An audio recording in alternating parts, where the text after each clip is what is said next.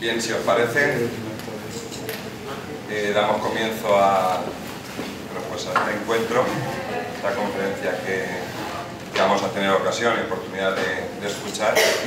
Y yo simplemente agradecer a los amigos y amigas de ATAC que hayan tenido en consideración el presentar esta conferencia en nuestro salón de actos, un salón, como veis, humilde, modesto, pero rico en los contenidos, en los debates que en su interior se plantean, y agradecidos en que hayáis pensado en hacer esta conferencia aquí.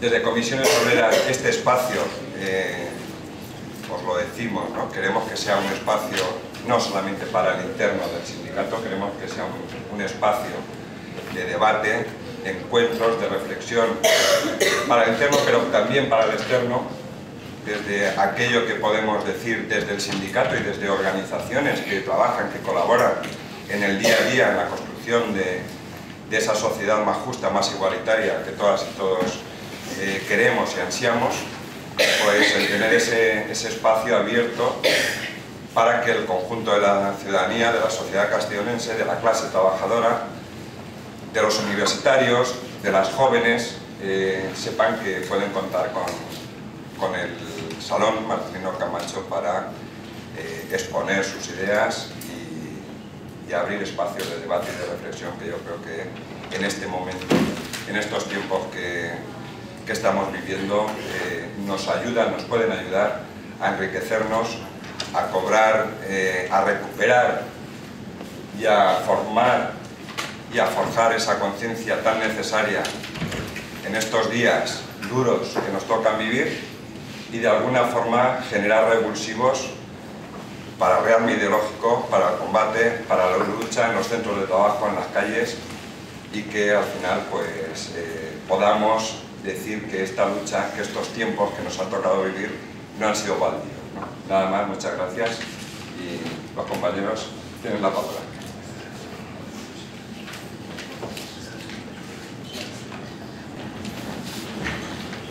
Hola, muy buenas tardes. Soy Jorge Abad, de ATAC, la Asociación para la Tasación de las Transacciones y la Ayuda al Ciudadano.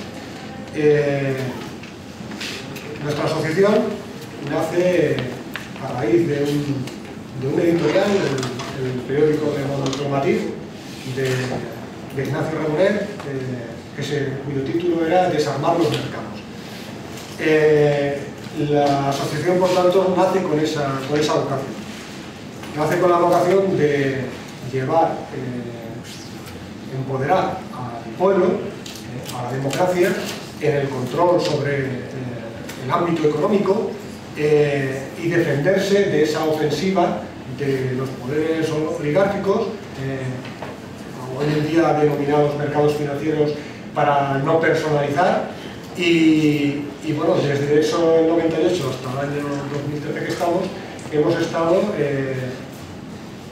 dando herramientas de análisis a la población sobre aquellos aspectos económicos que día a día van restringiendo la capacidad de los pueblos para dar respuesta a sus problemas económicos, incluso pasando desde los servicios públicos, ya sea en contra de las privatizaciones de servicios públicos, ya sea de agua, ya sea de educación, de sanidad, o mismo contra las reformas fiscales regresivas, en contra de impuestos regresivos como puede ser el IVA, y a favor de reformas progresivas que lleven la carga del sostenimiento de los estados, la lleven sobre los hombros de aquellas personas que tienen mayor capacidad de pago.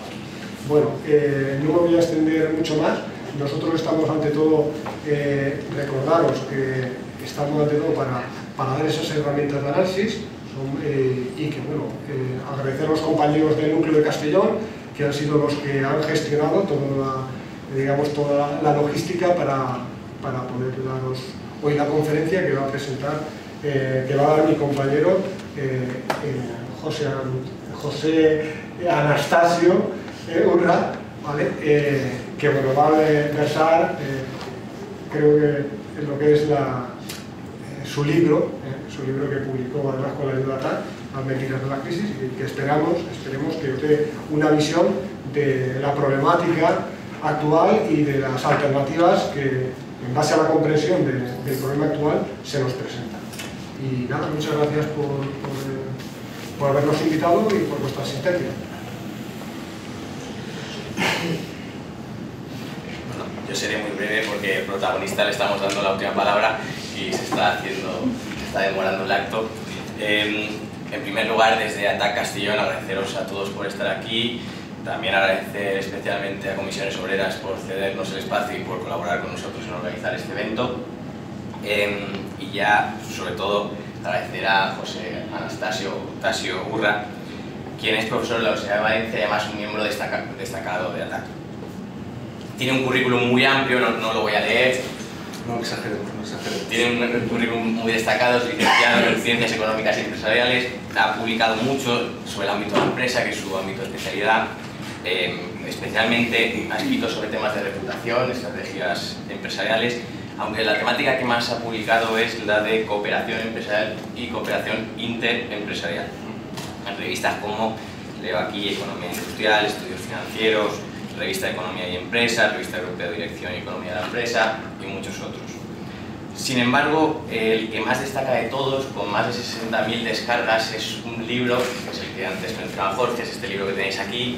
Lo tenéis gratuito en internet, en la página de ATAC, que se titula Las mentiras de la crisis, y luego en interrogante, una anécdota en el ciberespacio. Yo he empezado a leerlo hoy y recomiendo a todo el mundo, desde ATAC Castellón recomendamos a todo el mundo que lo leáis porque es muy interesante, y además es interesante también cómo se estructura el libro. Es un libro diferente si lo comparamos con lo que son los tradicionales libros de economía. También su estructura cuenta en la introducción cómo viene determinado de una sugerencia a un estudiante que le recomendó ver una película que parece muy interesante.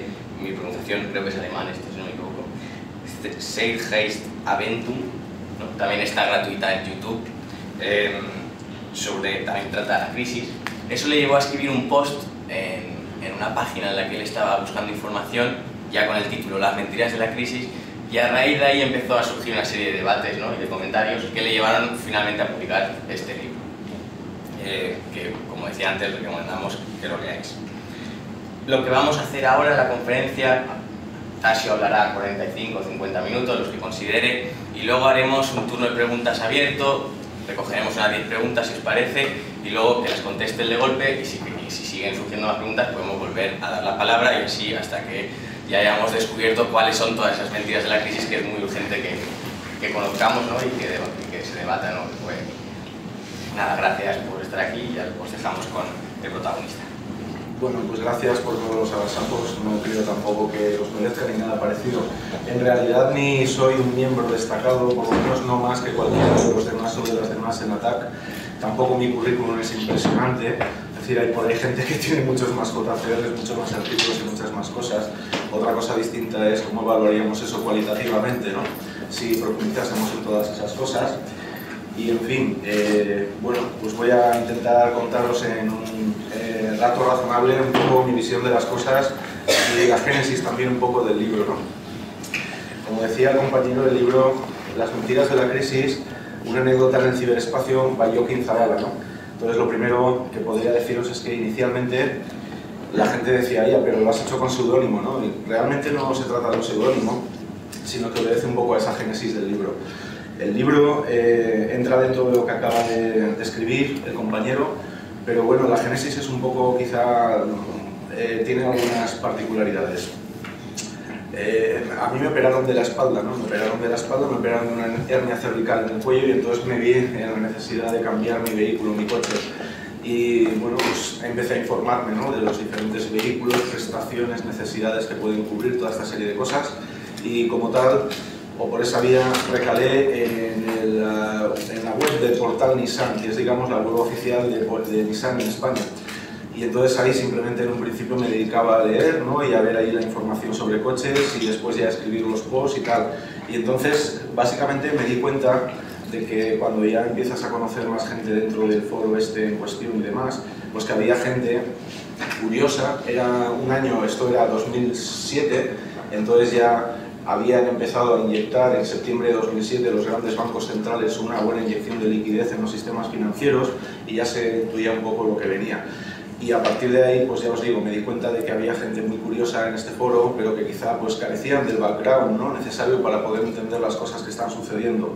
Y entonces, pues efectivamente, un día inicié un experimento y el experimento fue colgar ese vídeo del Zeitgeist Addendum.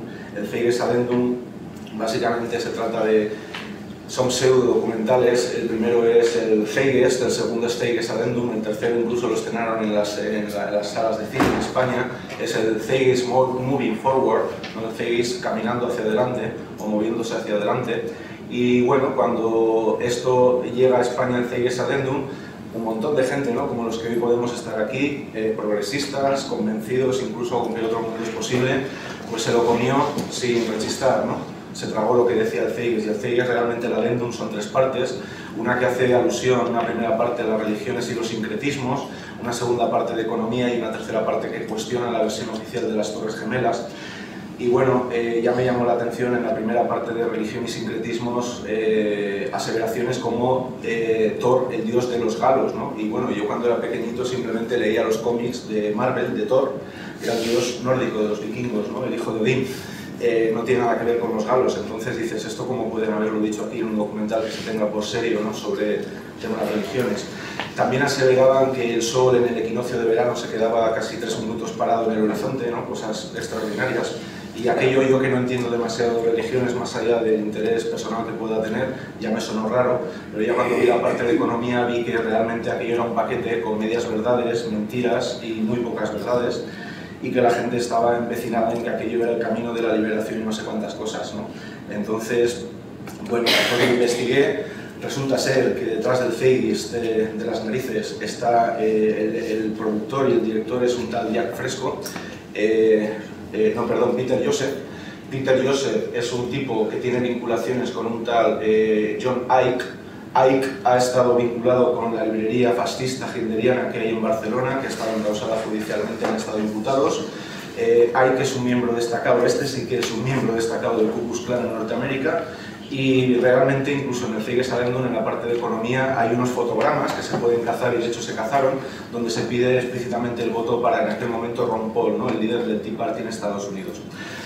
Con lo cual, un poco la esencia de todo esto es que vivimos en un momento de desinformación, estamos muy perdidos en general, y esta es un poco la idea, ¿no? Y a partir de ahí viene el hecho de escribir en el foro sobre estos temas de economía, un poco sobre una visión económica que creo que es la que deberíamos empezar a mantener y a cambiar el paradigma, pero que parece ser, como muestra la evidencia, que no es tan sencillo, pero una visión de la economía que, bueno, más o menos acuña en los años 70, y que es lo que se ha venido a denominar, que ahora está olvidada en el baúl de los recuerdos, lo que es la ecoeconomía, bioeconomía o economía ecológica, con aportaciones pues desde Kenneth Boulding, ¿no?, y antes el economista romano Joris Kurregen, ¿no?, Nicolau Joris Kurregen. Y bueno, pues ahí, incluyendo en la economía otras cosas que hoy por hoy no se incluyen. Y a partir de ahí fue todo escribir, escribir, escribir, y empezar a vaticinar un poco lo que se nos venía encima. Y finalmente mi esposa, que está hoy aquí también, pues un día me dice, hombre, con la currada que te estás pegando, pues ya podrías hacer un libro, ¿no? Lo que pasa es que yo me andaba un poco escaso de tiempo, y dije, bueno, si me ayudas a maquetarlo y tal, lo sacamos. Y lo sacamos, y ahí está el libro, ¿no? A colación del libro, quería empezar, después de esta breve presentación del estado del libro, sobre... Esto lo tenéis en internet, además de estar alojado, como ha dicho el compañero, en la página de ATAC, del País Valenciano, lo tenéis también alojado en la página de UDESCOP, Instituto Universitario de Economía Social y Cooperativa de la Universidad de Valencia. Pero la forma más sencilla de localizarlo es básicamente entrar en Google y teclear simplemente las mentiras de la crisis. Y ahí en la primera página, si no es el segundo, el primero o el tercer hipervínculo, normalmente siempre sale por ahí, porque ya sabéis cómo funcionan estos buscadores, que a partir de veces que se descarga va tomando preeminencia y está ahí en las primeras páginas. La anécdota relacionada con el libro, y creo que viene muy bien para enmarcar un poco el estado de las cosas que tenemos, es la siguiente, ¿no? Esto fue como hace unos 2 meses, calculo, estimo. Una mañana en la facultad tenía clase toda la mañana y las clases las tenemos de 8:30 a 10:30, bueno, de 8:30 a 10 en realidad hacemos un descanso de media hora, 10:30 a 12:30, que es a 12, hacemos otro descanso de media hora hasta las 2:30, que acaba a las 2. Entonces a mí se me había terminado la libreta de Bankia, ¿verdad? No había más líneas para escribir y digo yo, bueno, pues ya que tengo clase y como hay una sucursal chiquitita de Bankia en el campus, debajo justo de las aulas, pues aprovecho entre clase y clase que me da tiempo para que me hagan una libreta nueva. Y solamente cogí la libreta y bueno, cuando terminamos la clase me voy al cajero, hay un señor allí que está de cajero, solamente hay una persona, y le digo, nada, pues mira, que además me conoce, no es la primera vez que voy a esta sucursal. Mira, que quería cambiar la libreta. Y dice, vale, pero no te la puedo cambiar si no tengo alguna identificación, déjame el DNI o algo. Digo yo, pero no lo he cogido porque yo vengo de clase, sabes quién soy, me conoces, pero necesito alguna identificación. Bueno, pues nada, mira, como tienes ahí el ordenador, que estaba con su ordenador, entra en internet, pon mi nombre y mis apellidos y verás que te sale ahí quién soy, que te salen fotos mías y ves quién soy y ves que no te estoy engañando, ¿no? Y entonces el hombre pone mi nombre ahí en el ordenador y le sale el libro y le salen más cosas y se queda en primera instancia un poco así con el libro, ¿esto qué es? ¿Y esto qué es? Le digo, nada, eso es un libro que tengo ahí, y dice, ¿cómo es que está ahí el libro? Digo, no, pues porque mira, es un libro que hice, si quieres, si tienes aquí ratos, lo puedes bajar, es gratis, te lo puedes leer, a ver si, no sé. Y me dice, ¿cómo que es gratis? Y digo, sí, es gratis. Y dice, no lo entiendo, y si es gratis, ¿tú qué ganas? Y digo, ¿cómo que yo qué gano? ¿A ti te parece poco lo que yo tengo que ganar, que un tipo normal y corriente en este mundo que somos tantos tenga algo que decir y haya casi 60.000 personas que se hayan tomado la molestia al menos de descargarlo para ver qué es lo que tengo que decir? ¿Te parece poco pago, ¿no? Poco tributo? No lo entendía. Esto no lo entendía. No sé si es por ya el sesgo cultural que tienen los empleados de Bankia o si es una cosa que está más generalizada, pero él no lo entendía. En fin. Y esto forma parte del problema también, ¿no? Junto con la desinformación. Bien. El motivo de estar hoy aquí, quería antes que de proseguir, ya una vez sentadas un poco las cosas del libro, primeramente agradecer a la delegación de ATAC en Castellón la invitación, agradecer también a ATAC País Valenciano pues, el hecho de lo que me nutre, ¿no? Cada día, porque no solamente creo que hay gente que ha podido aprender de mis aportaciones, sino también yo he aprendido y me ha servido ATAC para formarme y para cerciorarme, ¿no? En algunos casos incluso de algunas ideas y refrescarlas, y también para confrontarme, ¿no? En mis ideas con otras personas que pueden tenerlas afines a las mías, pero que pueden ver otros derroteros o otras implicaciones. También quería agradecer a Comisiones Obreras, por supuesto, la sede. Discrepo con el compañero de comisiones en que es una sala pobre, es decir, ojalá todos los sindicatos y en todos los sitios tuviésemos una sala como esta.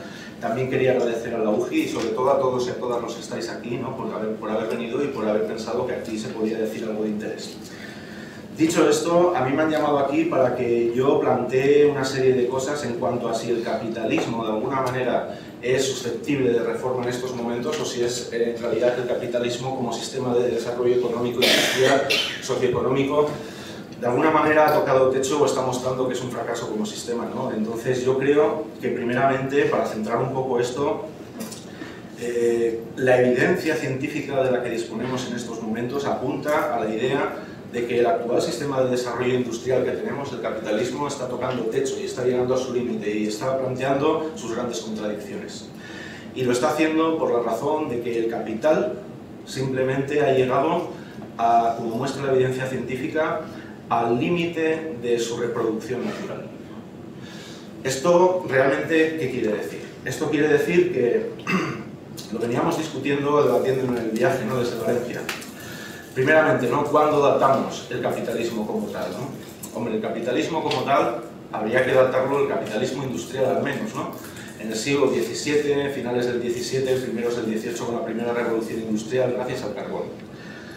Este es el capitalismo industrial. Ni siquiera hoy el capitalismo que tenemos es este mismo, porque ya ha mutado, ¿no? Hacia esa hipertrofia financiera. Antes tuvimos el capitalismo mercantilista, ¿no? Y todo el tema colonial y demás. Pero también era otra forma, otra expresión de capitalismo. Realmente, lo que aquí ocurrió en algún momento, no nos damos cuenta, por lo menos no nos damos cuenta conscientemente, de lo poco que somos en este planeta y de lo poco que somos en términos geológicos. Los dinosaurios, poblaron la Tierra hace 200 millones de años aproximadamente. Nuestro planeta tiene ya una vida de 5.000 millones de años, ¿no? Y en ese interín nosotros hemos aparecido por este planeta básicamente hace como medio millón de años, no más. Y realmente, como somos en la actualidad y como nos podemos ver, tenemos desde el paleolítico, neolítico, pues tenemos aproximadamente unos 30-40.000 años. En algún momento, hace unos 20.000 años, lo que ocurrió fue que, de alguna manera, el género humano se dio cuenta de que podía plantar y de que podía gestionar de alguna manera, intervenir en el ciclo natural de la captación de fotosíntesis por las plantas para transformarlo en energía. Y a partir de ahí empieza a ocurrir una cosa que no había tenido precedentes. Nos sedentarizamos y el cultivo de la tierra empieza a generar excedentes de producción. En el momento en que se generan los excedentes de producción, sistemáticamente empieza a haber una parte de personas que tienden a apropiarse a una lucha de una negociación política por apropiarse de ese excedente. Y a partir de ahí viene toda la construcción posterior. Desde ese momento ha habido muy numerosas y muy distintas civilizaciones, desde la civilización sumeria, la civilización griega, la civilización egipcia, los romanos, la civilización de Rapa Nui, muchísimas, que todas de alguna manera han ido pereciendo. A partir de ahí lo que va ocurriendo es que finalmente cuando se instaura el capitalismo y se formaliza, se instaura a partir, vamos a ver, el capitalismo, la esencia del capitalismo es la apropiación de la plusvalía. Y la apropiación de la plusvalía solamente se genera a partir de la producción física. Por lo tanto, el capitalismo, como tal, se formaliza a partir de la función de producción de tipo Cobb-Douglas. La función de producción de tipo Cobb-Douglas no dice nada más que la producción es función de alguna combinación de tres factores: tierra, capital y trabajo. Y digo que la evidencia muestra que el capitalismo está llegando a su límite de reproducción natural porque esa combinación es finita. Y las combinaciones que pueden llegar de esos tres elementos son finitos.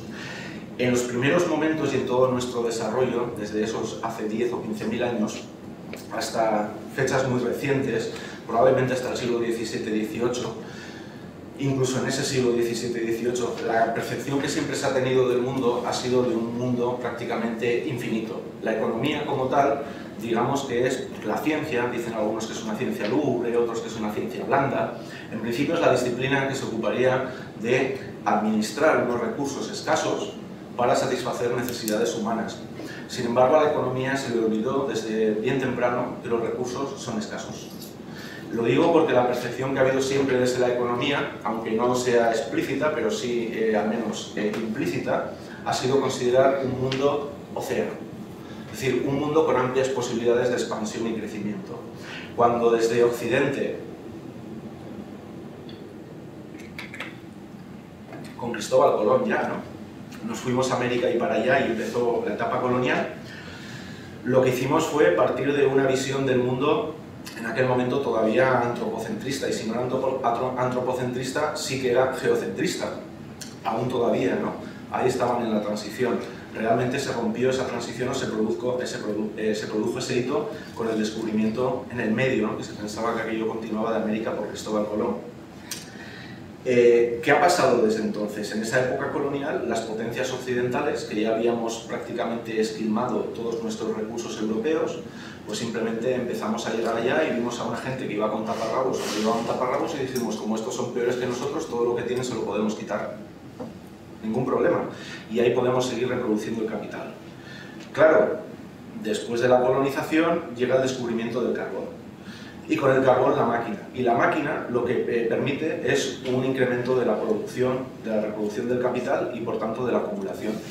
Y a partir de ahí viene el primer capitalismo, que es un capitalismo de corte salvaje, donde al final todo es a expensas tanto de los recursos naturales, factor tierra, como de los recursos laborales, que de factor trabajo.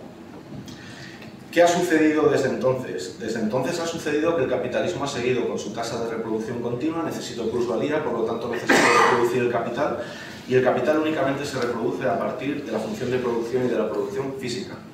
Y si no es producción física, y si queréis de eso podemos debatir después, se dice ahora, y hago aquí un pequeño inciso, es una discusión abierta, pero desde mi punto de vista está bastante claro el tema y meridiano. Se dice que, por ejemplo, hemos entrado en la economía del conocimiento, que eso abre un factor de sostenibilidad, que esa economía del conocimiento permite un empoderamiento de las personas más allá de los medios tradicionales de distribución del capital y del propio capitalismo, pero finalmente viene a ser lo mismo. Hace 200 años los patronos eran los dueños de los medios de producción y las máquinas, y hoy sí habemos muchas personas que estamos en el terreno del conocimiento, de la generación de ideas, de la investigación científica, de la industria, la llaman de la creatividad.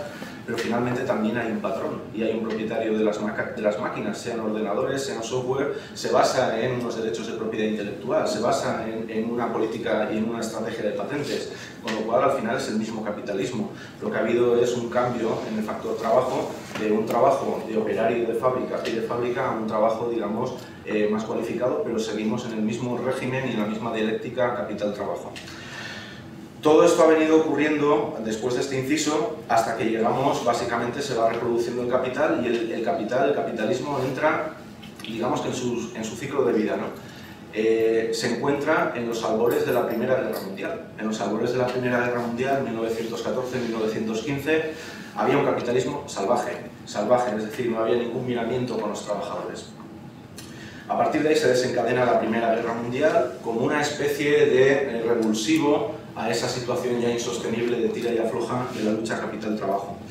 Y después, en el periodo entre guerras, se produce el crack del 29 en Nueva York, se produce la Gran Depresión, con lo que ya todos y todas sabemos, y lleva a una etapa del capitalismo donde prácticamente no hay crecimiento a nivel del PIB mundial, no la hay, hasta la Segunda Guerra Mundial. La Segunda Guerra Mundial viene un poco como detonante a esa situación de status quo en el mundo en la que el PIB mundial tiene problemas para seguir creciendo, y tras esa Segunda Guerra Mundial lo que se produce es la Guerra Fría y el Pacto de Varsovia como una respuesta a la hegemonía capitalista occidental. En ese interín el capital siente la amenaza que se está gestando en los países del este a partir de la estructura que quedó tras la Segunda Guerra Mundial y se realiza, claro, los trabajadores tienen un referente para poder comparar y relativizar el sistema capitalista frente a otros tipos de sistema, que también sería cuestionable ver si en los términos de Marx y Engels el socialismo que se instauró en la Unión Soviética y los experimentos comunistas son realmente hacen honor a lo que es la esencia socialista y comunista que proponen Marx y Engels, porque lo que terminó ocurriendo finalmente fue una excesiva burocratización de todo el aparato del partido, y al final también se generaron élites que vinieron a revertir en otra especie de sistema autoritario, reaccionario y que tampoco tuvo demasiado miramiento con los pueblos. Pero en todo caso sí que servía como contrapunto de poder para el capitalismo occidental, y de ahí que el capitalismo occidental se viese en la necesidad de alguna manera de instaurar un gran pacto de mínimos con el factor trabajo. Y ese pacto de mínimos fue el pacto social, el pacto keynesiano tras la Segunda Guerra Mundial. Ese pacto keynesiano ha servido y ha aguantado bien prácticamente hasta los años 70 del siglo pasado, hasta 1970. En 1970 ocurren varios hechos distintos, pero que ya alertan de la situación en la que nos vamos encontrando.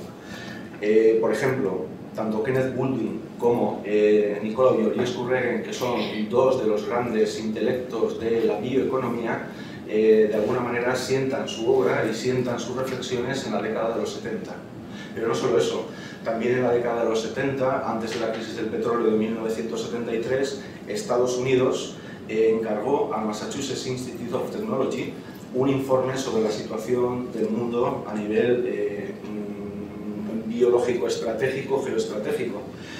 El informe fue capitaneado por Donatella Meadows y se publicó bajo el título de Los límites del crecimiento. Después, 20 años después, se hizo una nueva edición y recientemente se ha hecho otra.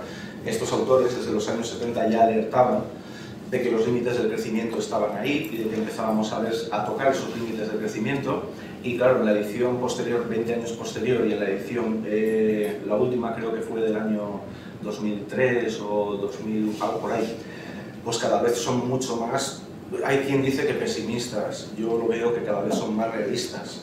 Pero no solo ocurrió eso en los años 70, en los años 70 ocurrió también algo que también tiene que ver con el gran engaño actual. Estados Unidos tenía una deuda descomunal derivada pues, de sus intervenciones en Vietnam, que fue aquello se enquistó terriblemente, y Nixon unilateralmente decidió abolir el patrón oro y establecer un sistema cambiario de tipos flotantes, lo cual supone la pérdida de cualquier patrón de contravalor para el sistema monetario. Y a partir de ahí lo que tenemos es un sistema monetario en todo el mundo de cambios flotantes, pero absolutamente fiduciario, es decir, dinero en cualquiera de sus agregados, desde el líquido que podamos llevar en los bolsillos hasta cualquier otro título o valor, absolutamente basado en la fe. Sin esa fe no son más que cromos, es papel mojado. Y eso es lo que tenemos de los 70. Desde los 70 eso ha permitido generar un crecimiento de la deuda exponencial, que además se ha generado por otro factor concomitante.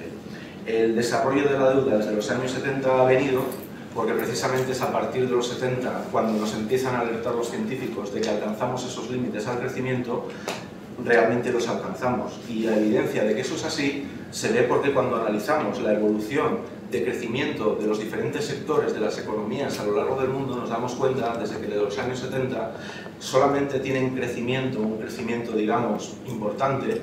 Sabemos hoy que más o menos en una economía como la nuestra y más o menos dentro del esquema capitalista de desarrollo, para tener una situación de creación de empleo necesitamos una tasa de crecimiento del PIB en torno por encima del 2,5%, 3%, y que si no la cosa va mal, ¿no? Dentro del paradigma de este sistema. Entonces, la mayoría de sectores desde los años 70, fuera de los de alta tecnología, aquello que se viene conociendo como alta tecnología, que luego deja de serlo, pero que en principio nacen como alta tecnología, tienen tasas de crecimiento muy reducidas. Por lo tanto, hay muchísima gente que tiene capital y que le interesa mucho más, en vez de invertirlo en economía real y productiva, que supone invertirlo a una tasa de rentabilidad realmente baja y que no va a despegar ya, asumiendo el riesgo de la producción y de poner todos esos factores a producir, y además con la incertidumbre de si luego aquello se venderá bien o no se venderá bien, y ven mucho más operativo pues ponerse a invertir sus dineros en economía financiera y especulativa.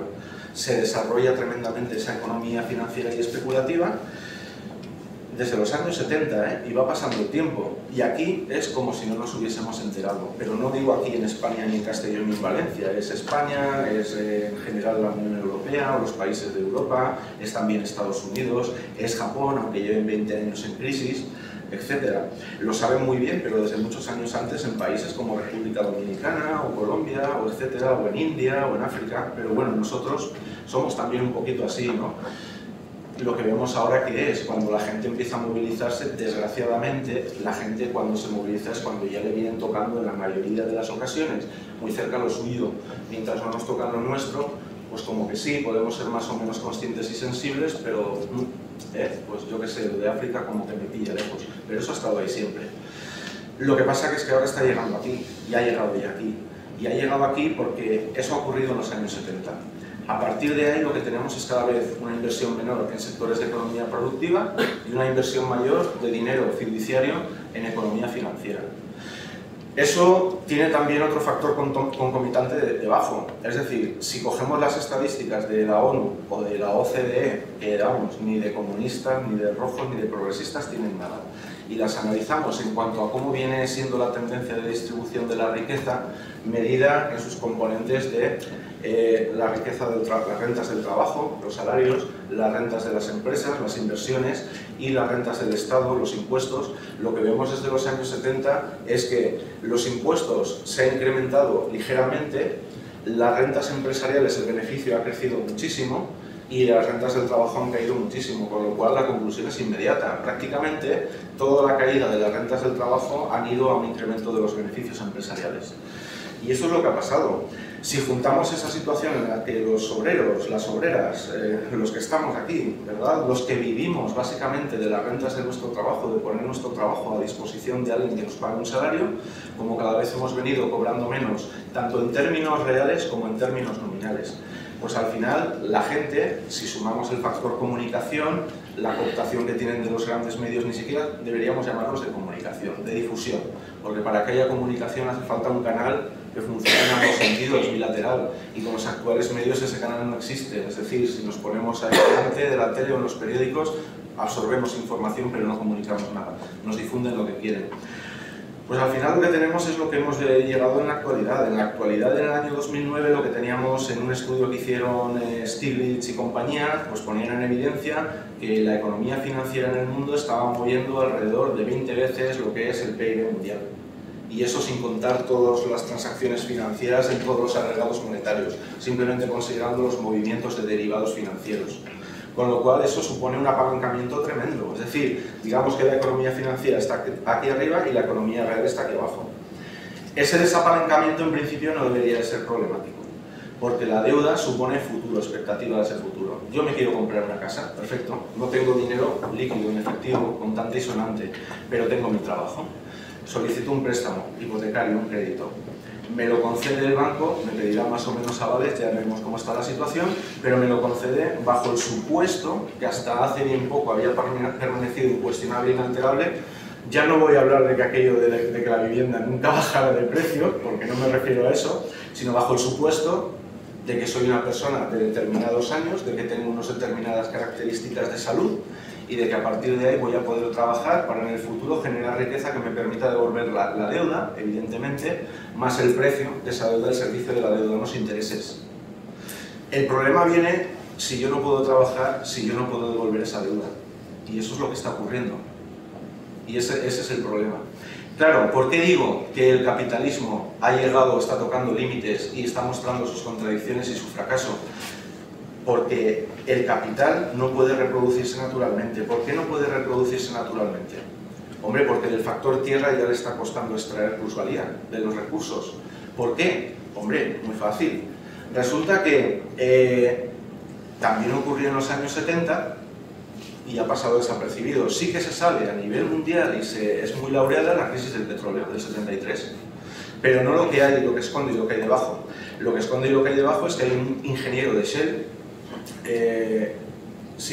Haber, que predijo, se dio cuenta de que los pozos de petróleo, desde que se descubrían hasta que más o menos se extinguía la producción de petróleo de un pozo, pasaban X tiempo matemáticamente. Vio esa pauta. Y por lo tanto, varios años antes de los 70, predijo que el cenit del petróleo, el pico del petróleo es el punto, el momento del tiempo en el que de determinadas existencias de producción de petróleo conocidas hemos consumido la mitad. Estableció, vaticinó que se produciría en Estados Unidos en el año 70, 73, 74, 75, se produjo en 1973, de Estados Unidos.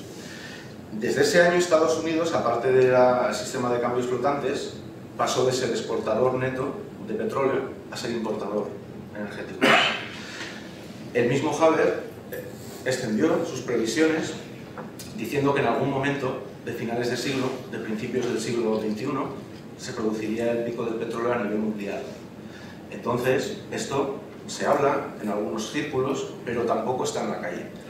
Y realmente el petróleo, según la propia Agencia Internacional de la Energía, que es el organismo a nivel mundial institucional, también de corte neoliberal, que maneja la mejor información real sobre las existencias no solo de petróleo convencional crudo, sino de otros tipos de líquidos como el gas licuado, el gas derivado del petróleo, el tight oil, el petróleo de roca compacta, el shale oil, el petróleo de roca porosa, las arenas bituminosas, etc. Todas las fuentes energéticas renovables incluidas también, primarias y secundarias. En el año 2010 reconoce que el pico del petróleo a nivel mundial se produjo en el año 2006. Y además no solo es eso es en el año 2010. En el informe de 2012 todos los años se emite un informe que se llama Energy Outlook, un informe de 400 páginas. En el del año 2012 establece una previsión a 2030 de las reservas energéticas del mundo. En la gráfica que monta se ve perfectamente cómo ya reconoce que el petróleo crudo, el petróleo de mejor calidad, está en descenso. Y está en descenso desde el año 2006. Ellos dicen que no hay problema porque a partir de ese descenso del petróleo crudo en el año 2006 se va a poder mantener el input energético con otros tipos de líquidos. Otros tipos de líquidos como son el gas natural, el shale gas, el gas que se saca con fracking, que además aquí en el Alto Maestrazgo tenemos todo el tema del fracking. incluso con mejoras tecnológicas que permitirán la recuperación de algunos pozos que ya se han desestimado con la actual tecnología por motivos económicos, etcétera, etcétera. Bien, podría ser posible, parece optimista. Entonces hay personas, científicos del CSIC, que han hecho un cálculo. Las previsiones que establece la Agencia Internacional de la Energía, para ese se nos cae el petróleo crudo, es verdad, pero tenemos otro montón de posibilidades, con lo cual a 2030 no pasa nada, tenemos más energía, dice la Agencia Internacional de la Energía, que la actual, ningún problema. Pero claro, hay truco. Cuando da esos datos la Agencia Internacional de la Energía, la da en barriles de petróleo físicos, en unidades físicas. Cuando nosotros hemos hecho el cálculo de esas unidades físicas a unidades energéticas en barriles equivalentes de petróleo, es decir, el barril equivalente de petróleo es la energía derivada de la quema de un barril de petróleo Brent, que son 159 litros de crudo, pasamos todo el resto de líquidos que dice la Agencia de la Energía que se van a descubrir y que habrá no sé cuántas cosas a barriles equivalentes de petróleo, y lo que pasa realmente es que a partir de 2015-2017 la curva se cae y hace así. Y esa es la evidencia científica que hay en cuanto al tema energético, y lo demás, a partir de ahí, son paños calientes. Optimismo tecnológico, las renovables, estabais comentándolo por aquí. Neodimio, pues bueno, pues tenemos la... Sí, tenemos la eólica. Vale, la eólica resulta que necesita viento mínimo, no generas. Con viento máximo se te queman los aerogeneradores, por lo tanto vamos a meterle tecnología y neodimio, pero el neodimio se concentra en China, y China ya desde el año 2011 tiene veto a las exportaciones de tierras raras. Vamos a hacerlo con energía solar fotovoltaica, y esa la transformamos, cogemos el sol, la transformamos, no se puede transformar más que en eléctrica, secundaria, electrificación. De acuerdo, yo en mi casa lo puedo hacer, en tu casa lo puedes hacer, pero eso no es escalable industrialmente, porque resulta que las placas fotovoltaicas se construyen con obleas fotovoltaicas, y las obleas fotovoltaicas se basan en el silicio. El silicio no habría problema, es uno de los materiales de los compuestos químicos más abundantes en la corteza terrestre. Se encuentra en la arena de la playa. El problema está en que para hacer obleas fotovoltaicas hacen falta salas blancas. Alcanzar una pureza del silicio, depurarlo hasta un 99,99%. Y esto ya es un complejo industrial tremendo. O sea, una sala blanca es una sala donde todo el mundo va con bata, tapado, hay un montón de climatizadores, extractores, intractores para controlar la atmósfera y que ahí no entre ni una mácula de polvo. No es viable, no es escalable a nivel industrial. ¿Podría solucionar para mi casa? Sí, para la Comunidad Valenciana probablemente, incluso a lo mejor para España, pero para el mundo mundial desde luego que no. Y dentro de las energías no hay mucho más. Sí que es prometedora la energía solar térmica, de calentamiento, pero necesita unos campos solares tremendos, ¿no? Y luego lo demás ya son pequeños añadidos, es decir, tenemos sí, la nuclear, ya sabemos lo que es la nuclear. La nuclear, yo en mis clases la explico como ese tipo de acontecimientos, de estados de la naturaleza, que tienen una muy baja probabilidad de ocurrencia, un accidente nuclear, pero que aun con esa baja probabilidad son cisnes negros. En caso de cisnes negros, estadísticamente es un suceso de muy baja probabilidad. Pero claro, es que aunque la probabilidad sea muy baja, en caso de accidente la catástrofe es gigantesca. De todas maneras, si decidiésemos a nivel mundial, por ejemplo, tirar de energía nuclear para sustituir las actuales fuentes de petróleo crudo, en el año 2018-2020 habríamos acabado con las existencias conocidas de uranio. No hay más. Se han hecho en Francia con plutonio experimentos de reactores nucleares y tal, no han dado resultado, aparte de que son inversiones monstruosas y se cae la eficiencia económica. Por esa vía están las habas contadas, y tampoco parece ser que con restricciones energéticas el desarrollo tecnológico en las próximas décadas pueda ser comparable al que hemos tenido en las últimas décadas. Luego tenemos otro factor que también limita esa reproducción natural del capital, y es el cambio climático. El cambio climático está ahí, lo estamos experimentando ya en la Comunidad Valenciana. Yo creo que todos somos conscientes de la irregularidad que está cobrando la climatología. Tenemos este año más viento que lo que es habitual, hay años que llueve muchísimo, muy concentrado, las lluvias torrenciales cada vez son más fuertes, después tenemos meses de sequía, ya hace 3 o 4 veranos, si no recuerdo mal, alcanzamos un día con temperaturas superiores a 45-47 grados, fue un día, pero el verano pasado ya tuvimos varios por encima de 40, la cosa va rápida.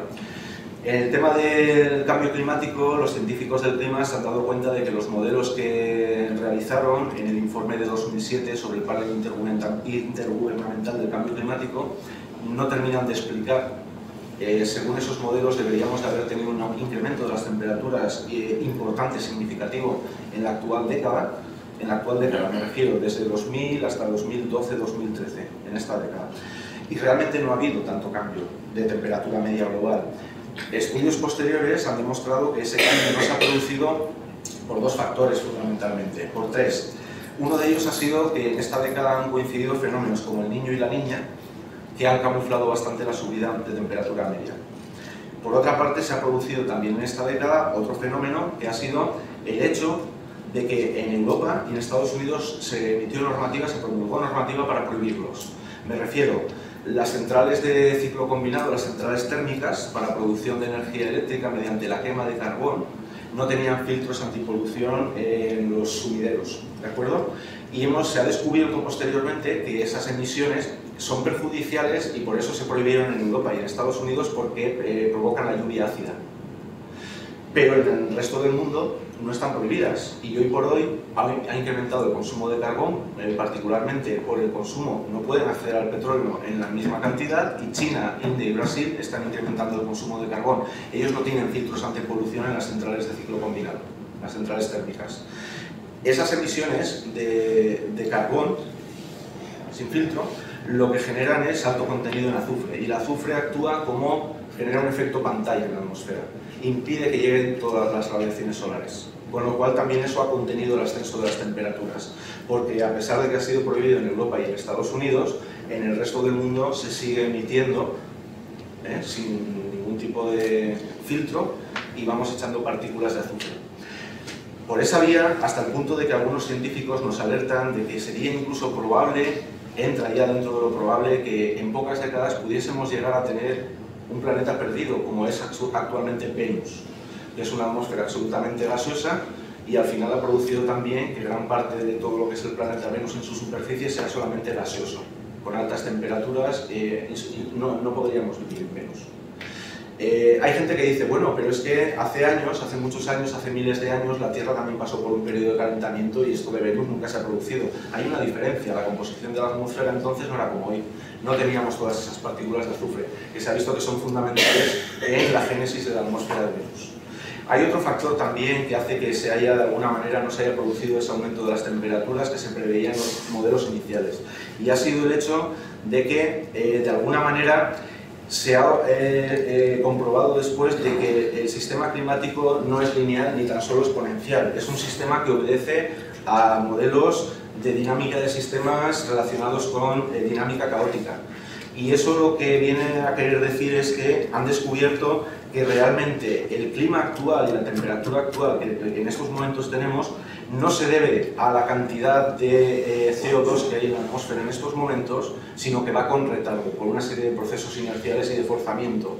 Y básicamente el clima que estamos soportando en estos momentos se debe más o menos a las emisiones que se lanzaron a la atmósfera hasta los años 70. Y a partir de aquí entraremos y empezaremos a tener el clima que obedece a todas las emisiones que hemos ido volcando, que son el mayor número de ellas desde los años 70. Y eso está ahí ya.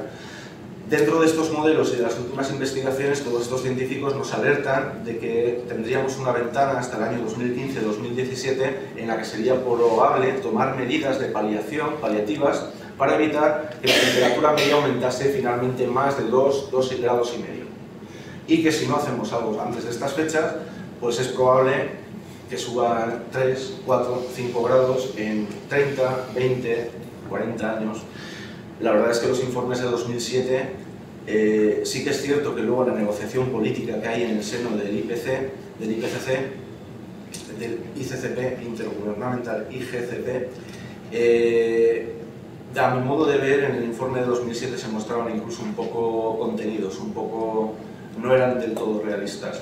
Como después ha venido demostrando la evidencia que ha ido captando la NASA desde los satélites. Las cosas van más rápido. De hecho, este último verano es el verano, desde que tenemos datos conocidos y registrados, en donde la masa de hielo ártica ha perdido mayor volumen. Y también está perdiendo volumen en la Antártida. Sí que es cierto que hay más superficie de hielo, pero es mucho más delgada. Y lo que cuenta a nivel de placas de hielo no es tanto la superficie, sino el volumen de hielo. Está disminuyendo. Y esa es la situación. Si juntamos todo, Pues lo que vemos y lo que está sucediendo, desde mi punto de vista, tiene toda la lógica. Es decir, si el capital resulta que ya se empieza a encontrar con problemas, hemos pasado de ese mundo océano, donde teníamos capacidad de expansión por todos lados, a un mundo isla. En este momento el mundo, y con la globalización, no es más que una pequeña isla en la infinitud del espacio y del universo. Y ya está todo contado, sabemos exactamente, podemos descubrir todavía algo, pero ya no hay islas deshabitadas ni vírgenes. Si hay islas deshabitadas simplemente es porque carecen de agua potable, no hay más.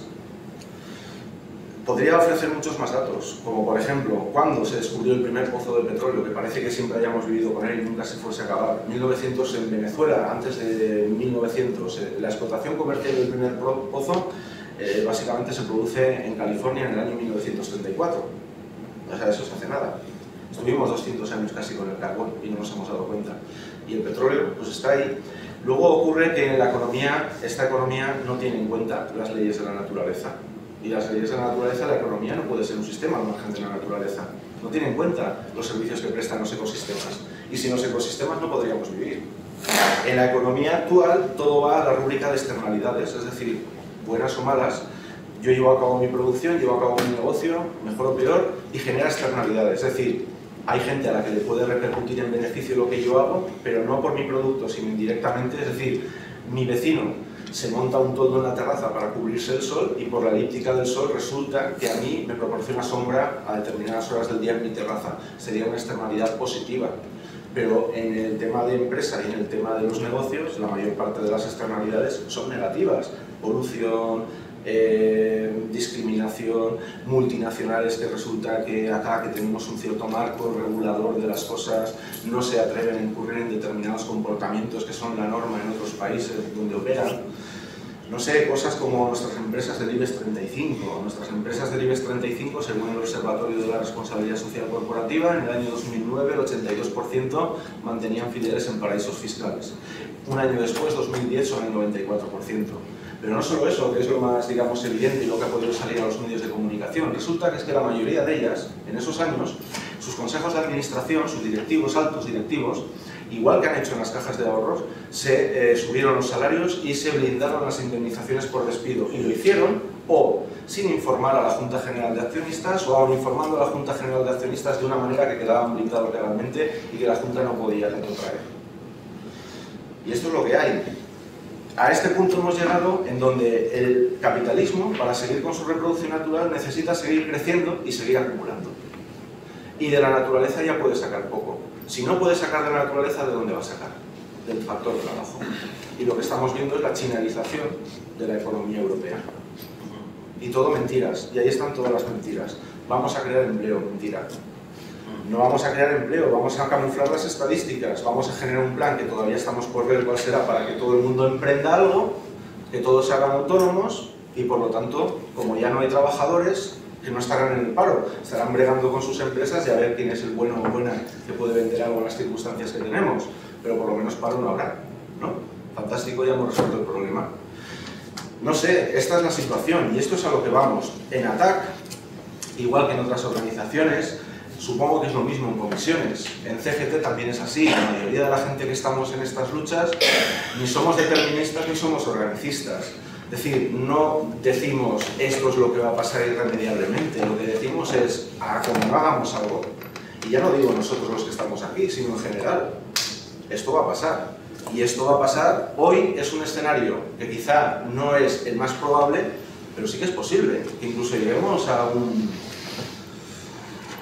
poner en tela de juicio la posibilidad de perseveración de la especie humana, simple y llanamente. O sea, si rompemos los parámetros en los que podemos permanecer a nivel vital, habremos acabado con todo. De momento el capital lo que está haciendo es eso, le cuesta ya sacar de la naturaleza, está quitando del trabajo. Y es lo que estamos viendo. Peores condiciones laborales, el primer atentado, ya con Felipe González ya. Incluso con Suárez ya se fueron preparando las cosas. Después con Felipe González las primeras privatizaciones de las empresas públicas, sobre todo las más rentables. Telefónica no ha dejado de ganar dinero desde que fue privatizada. Se privatizó y se puso como presidenta Vilallonga, compañero del pupitre de José María Aznar. Y además ahora resulta que es el nido o el zulo donde terminan acabando toda esta banda de impresentables. No sé qué más contaros. La evidencia hay para, vamos, dar, vender, prestar y regalar. A partir de ahí ya todo es un despropósito y yo a veces en petit comité, ya lo digo también en las charlas, vivimos en un mundo que es absolutamente surrealista. Tú pones la tele o lees los periódicos todos los días y dices esto, o sea, si se hace a propósito con menos sentido común no se puede hacer peor, salvo que obedezca a otra teleología distinta, a la de tenernos engañados y ir sodomizándonos poco a poco y cada vez más. Es que esta es la realidad, no hay más.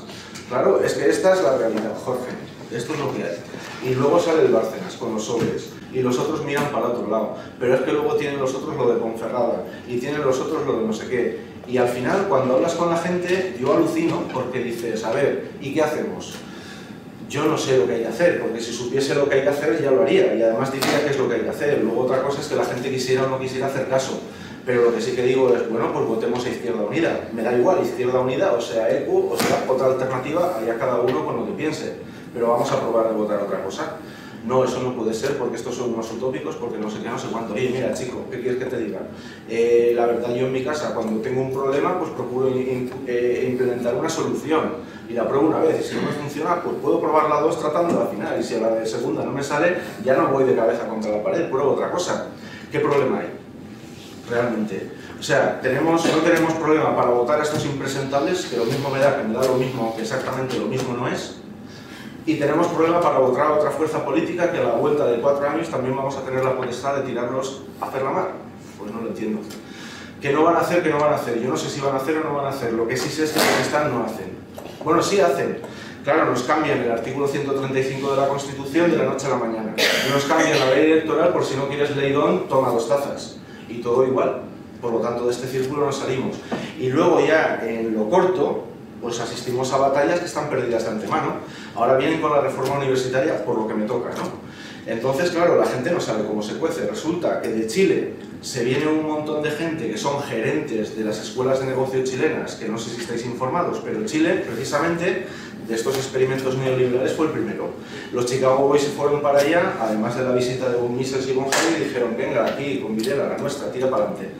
Y allí impusieron el primer experimento neoliberal, que luego se reprodujo por Margaret Thatcher, gobierno conservador y además la cuna de Adam Smith, y posteriormente se reprodujo por Reagan. Pero claro, también falaz, porque dicen Reagan, neoliberal. Hombre, ¿y el gasto público que hizo Reagan en defensa? ¿Eso no es gasto público o qué? O sea, que todo está cambiado y siempre nos pillan con el pie cambiado porque luego lo que comentábamos antes, claro, llegas a un estado de cosas, también con la academia, que genera una especie de doctrina y un paradigma cultural, al punto de que se va calando en la opinión pública la idea de que todo es opinable. Esa es tu opinión, todo es relativo, no hay verdad absoluta. Por lo tanto, a nivel de lo que son las grandes mayorías, cada vez te encuentras más con ese posicionamiento de no, eso que tú dices es una opinión, es opinable, porque eso es como tú lo ves. Hombre, pero a ver, mira, aquí hay una botella que tiene de agua hasta acá. Tú la podrás ver medio vacía y yo la podré ver menos llena, pero lo que es impepinable es que hay una botella que tiene agua. O sea, no me digas que todo es relativo. Pues en esas estamos. Y eso le interesa a esas fuerzas reaccionarias. Que la gente esté en un estado de cosas donde no sabemos si esto es verdad, si no es verdad, y todo es opinable, y este tiene una opinión y aquel tiene otra, y al final nadie sabe por dónde hay que ir porque todo es relativo. En fin. La reforma universitaria que os decía, y ya, a ver, madre mía, iré ya un poquito ahí cerrando el tema. Es curioso porque la gente claro, nos pillan. Yo vivo de esto, doy clases con esto y soy una persona que me tengo por informada. Y aparte investigo no solo en prensa y esas cosas, sino que tengo acceso a mucha información por mi participación en varias ONGs, además de ATAC, y etc. Y nos las cuelan, pues imaginemos a los demás. Claro, la gente que tenemos cada vez más. Ya no es una faena de 8 horas, ¿no? Ahora son 10 o 12, y además de vales. Y llegas a tu casa y estás fundido, ¿dónde vas a sacar tiempo para informarte? La reforma universitaria que plantean ahora, ¿cómo se ha cocido? Y lo digo porque me toca y me duele por dentro, porque no es la universidad que yo creía ni la universidad que yo entré. Llegan los gerentes de las escuelas de negocios de Chile en comitiva, que resulta que son los grandes empresarios de Chile, a ver a Bert en octubre del año pasado. Y no ha terminado octubre, qué casualidad, pero eso no salió en ningún medio de comunicación. Y estuvieron reunidos. Y llega octubre y encarga la formación de un comité de expertos para elaborar un informe de reforma universitaria que entregan a ver el 3 de febrero en mano. Bueno, Los expertos, para que os hagáis la idea de nuestras áreas de conocimiento, me refiero a las áreas de economía, dirección de empresas y análogas y afines, tenemos a un catedrático que hoy en día la única vinculación que tiene con la Universidad Española es por medio de FEDEA, la Fundación de Estudios de Economía Aplicada. Que para que leáis lo que os digo, os invito también a que entréis en la página de FEDEA, tal cual, y en uno de los hipervínculos de la página podéis ver patronato. Mirad quién es el patronato de FEDEA, las IBEX 35. Pues la vinculación de este señor, un tal Gary Cano, está en la London School of Economics, está en Inglaterra, es mediante FEDEA con el sistema universitario español, porque está muy implantada dentro del área de economía aplicada en España.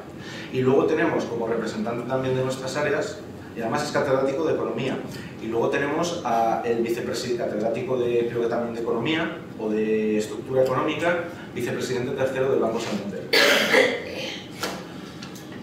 ¿Expertos de qué? Expertos de que, a ver, el uno de economía, el otro puede ser de organización de empresas si lo es, creo que luego hay un bioquímico, una bioquímica, un biólogo. A ver, en educación tan expertos como lo pueda ser yo. ¿De qué son expertos estos señores? Así se está haciendo todo.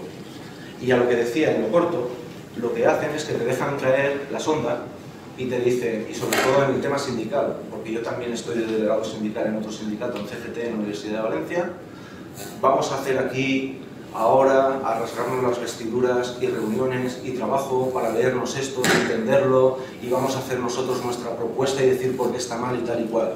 Si eso es lo que quieren, si eso es lo que quieren, si lo que quieren es ponértelo encima para legitimar que han abierto a la participación y al consenso y luego te lo van a aprobar por decreto ley si pueden, real decreto, y si no pueden lo van a llevar al Congreso y tienen mayoría absoluta y lo van a seguir sacando adelante. Esto es un absoluto engaño, esto es un engaño.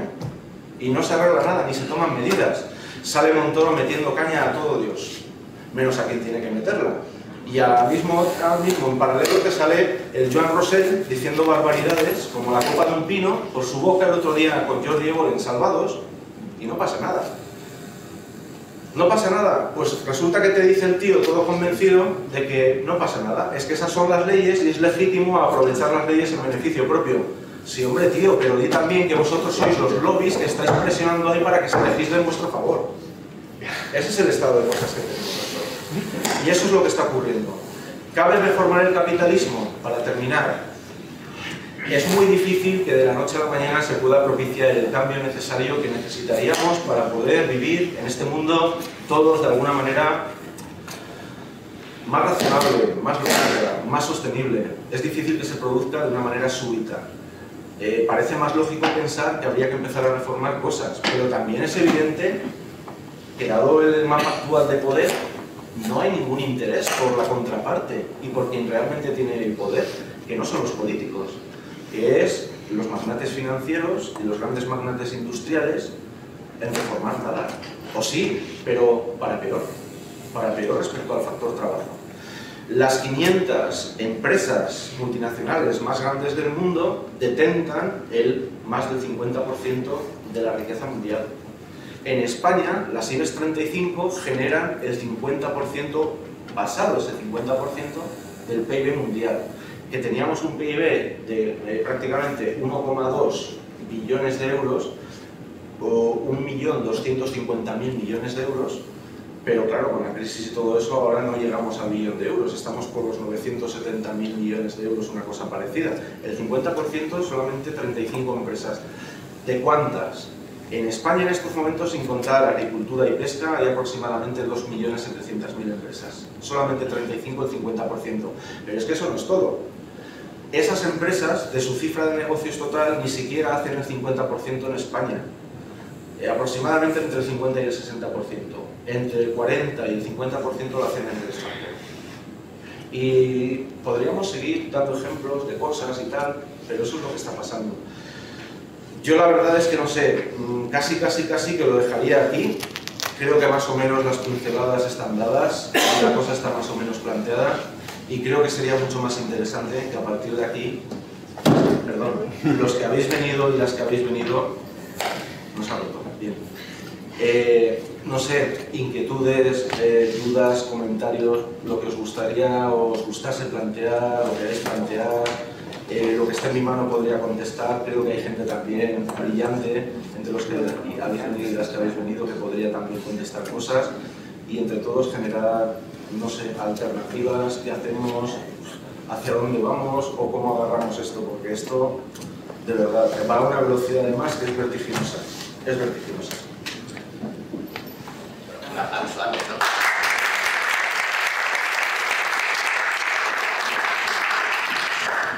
Me llamo Francesc Duras, soy Yayo Flauta.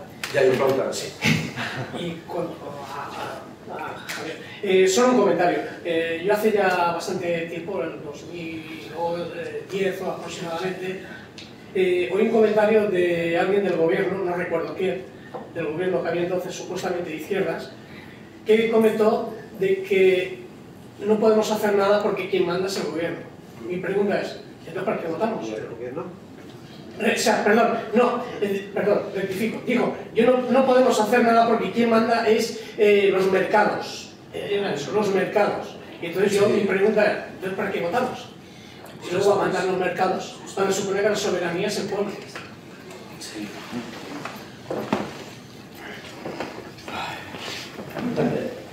Me llamo Miguel González y soy trabajador de una empresa de automoción aquí en Castellón y también delegado de comisiones obreras.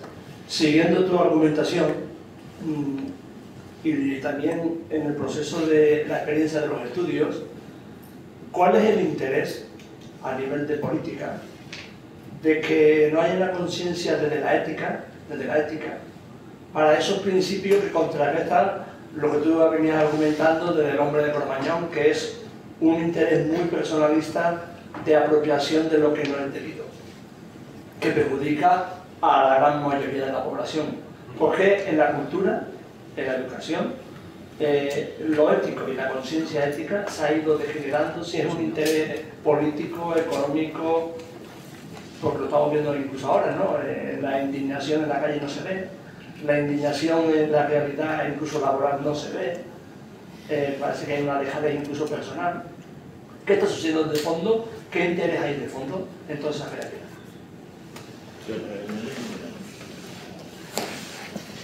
Bueno, soy Alberto del grupo de Local Attack en Castellón y la verdad es que me voy peor de lo que he venido, ¿no? Porque Sí. venía a ver si era el final del capitalismo. Tengo esa extraña capacidad. Y creo que me voy yendo a casa si es el final del mundo esto ya, ¿no? Entonces yo, ante la acción de los mercados y de los gobiernos, has preguntado tú, ¿qué hacemos? Y ya se oyen voces, y me extraña que no sean los sindicatos los que lo digan, es plantear ya una huelga general indefinida. Es que es lo único que nos queda. Pero no oigo a los... Se ha ido Manel, que me da lástima porque quería que oyera esta intervención, pero es que yo creo, no lo digo yo, es que lo oigo de gente que es más estudiosa del tema y es lo único que nos queda. Quería saber tu opinión. Bueno, hay tres voces más. Aquí, y aquí Javier, o el compañero de casa. Si queréis vamos a una intervención más de momento, si os parece, para tratar de recordarlas ya con esta cuenta. Muy poquito. Yo también me siento como un granito de arena en... Javier, habla al micrófono. Vale. Yo creo que es importante primero informar, como se está haciendo aquí. Cuando digo informar, digo a la sociedad. Lo segundo, educar dentro de una ética. Y lo tercero, ver cuando lleguemos a esa posición, y sé que es dificilísimo, muy difícil, ver la alternativa que tenemos. Como ha dicho el compañero, dice, a una huelga general. Bien, de acuerdo. Pero están los trabajadores, estamos concienciados los trabajadores en una huelga general indefinida, cuando a lo mejor no estamos los trabajadores educados en esa ética a donde tenemos que llegar para solucionar estas cuestiones. Esa es la cuestión. A ver, la primera cuestión, pues, cuestión tampoco has planteado cuestión. Sí, pues así es, esto es, pues esa es la gran mentira y la falacia, nos gobiernan los mercados. Pues los mercados en la Edad Media y desde los gremios, el mercado es un sitio físico donde hay unos señores que llevan una serie de cosas que quieren vender y comercializar y otros señores que lo compran. Eso ya conoce los mercados. Los mercados, cuando hacen alusión a ellos, se refieren sobre todo a los mercados financieros. aunque por extensión se aplica al resto de los mercados. Pero es mentira, es mentira. Es decir, cuando los neoliberales y la gente de la rama de economía más liberal nos vienen a decir que el mercado es el mejor asignador de los recursos y que el mercado es el que promueve la libertad de las personas, nos están engañando. Porque eso quizá sería cierto. Vamos a ver, hay un pueblo que está al lado de un río. En ese pueblo, de repente, aparece un señor que dice: yo voy a hacer pan para mis vecinos. Y hay otro señor que dice: yo también voy a hacer pan para mis vecinos. Los dos hacen pan. En ese caso, el mercado sí que es perfecto. Los dos con los mismos recursos, los dos con las mismas máquinas, un mercado más o menos cerrado. Ahí, sin duda, la oferta y la demanda establece el precio óptimo del mercado para el recurso pan.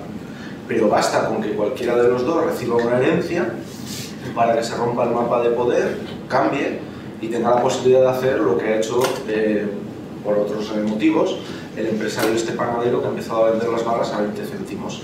Es decir, introducir imperfecciones en el mercado para que no funcione bien. Eso es en realidad los mercados. Claro, no te pueden hacer libres porque a nadie le cabe en la cabeza, que esto es lo que no te cuentan, que tú, o yo, o él, o tú, tengamos el mismo poder en una transacción de mercado que el gestor de un gran fondo de inversión. Esto no es verdad. Entonces el mercado también está imbuido de unas relaciones de poder y ese poder no está distribuido, no es igual para todos. Por lo tanto, no hay posibilidad ninguna de ser libres con el mercado, porque en el mercado quien tiene el poder es quien se lleva el gato al agua y no hay más. Los mercados, para que sean perfectos desde el punto de vista del ideal económico del mercado perfecto, para que sea el mejor asignador de recursos, tienen que cumplir una serie de condiciones. En la práctica no cumplen ninguna. Condiciones como, por ejemplo, tiene que haber simetría de información. Eso quiere decir que todos los agentes tienen que tener acceso a la misma información. Si eso fuese cierto, no podría ocurrir lo que ha ocurrido con el grupo Pescanova, que uno de sus directivos, previo a la quiebra de Pescanova, vendió las acciones cuando todavía tenían un alto valor. Esas cosas no pasarían. Es porque no hay información simétrica y todos los agentes no disponen de la misma información. Para que los mercados funcionen, se tiene que producir también algo que dicen ellos, que los seres humanos siempre nos guiamos en nuestras decisiones por comportamientos maximizadores. Tenemos, además, prácticamente somos omniscientes.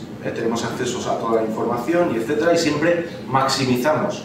Eso tampoco es verdad. Hay dos premios Nobel al menos. Uno es Herbert Alexander Simon y otro es Daniel Kahneman. Ambos son psicólogos y son premios Nobel en economía, porque han demostrado que los seres humanos no somos racionales para nada. Estamos cargados de prejuicios, de estereotipos, de algo que se denomina heurísticos y sesgos cognitivos, y que tenemos filtros a nuestras percepciones. No somos así. Luego, no es verdad. Es que no es verdad. Los mercados interesan a quien tiene el poder. En cuanto a la primera cuestión, la segunda cuestión la planteaba, por favor. Vale, y era relativa sobre el tema de la ética, como se ha dejado. Vale, claro, es evidente. Bienvenido, ¿verdad? Sí. Porque no interesa, porque eso no da dinero.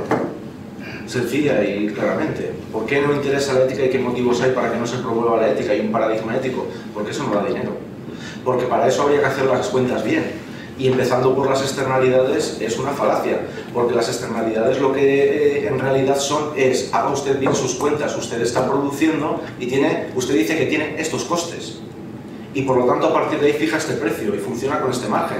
Pero es que esto no es real, estos no son sus costes. Usted no computa la contaminación que hace en el medio ambiente, usted no computa la contaminación que hace en el río, usted no computa los costes sociales. Vamos a ver, hay una empresa holandesa, Shell, que es una empresa que está en Nigeria, es uno de los 10 países exportadores de petróleo en estos momentos, de los 10 primeros.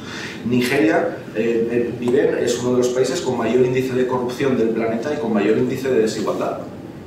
¿Cómo puede ser que un pueblo, o Colombia, o me da igual, que están sentados en riqueza, al final la población, la gran mayoría de la población, no tenga ni para ponerse una ropa, ni para ponerse unos zapatos, ni para comer todos los días? Pero ya no solo es eso.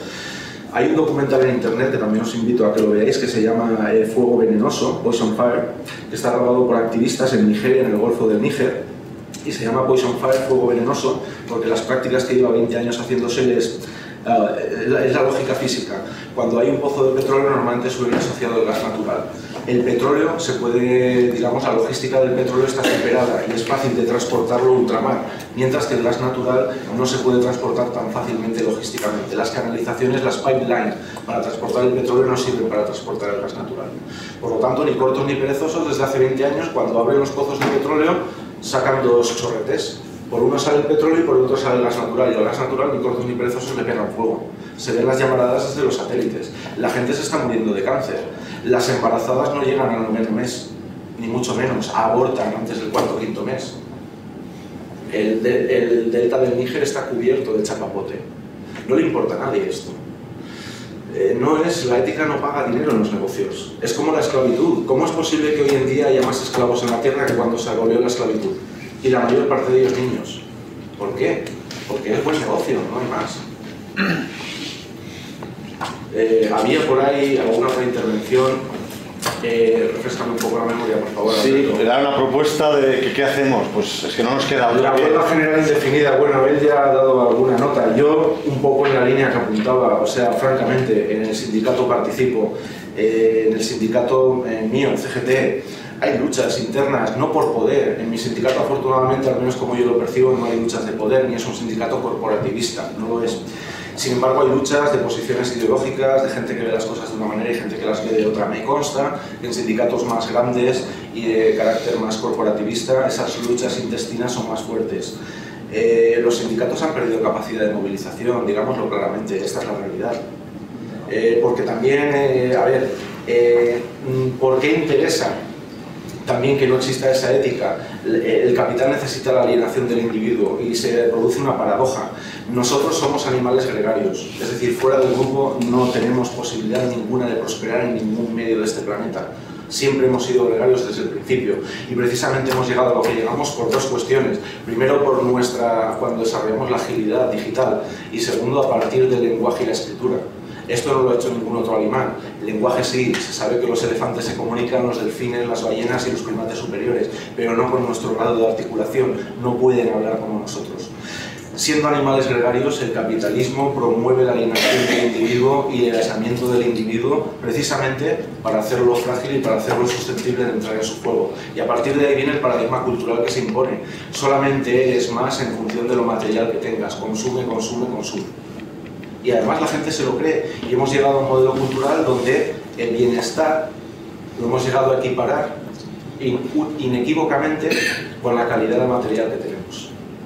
Cuando eso también es mentira, no es en realidad así. No voy a decir que no haga falta un mínimo material, pero a partir de cierto umbral, como ejemplo anecdótico si queréis, pero yo creo que es suficientemente significativo. Yo estoy impartiendo las clases en la Facultad de Economía y me canso. Hay ahí un letrero en cada clase, un letrerito donde hay un móvil barrado con una raya roja en el medio, en apelación a que están prohibidos los móviles dentro del aula cuando se están impartiendo las clases.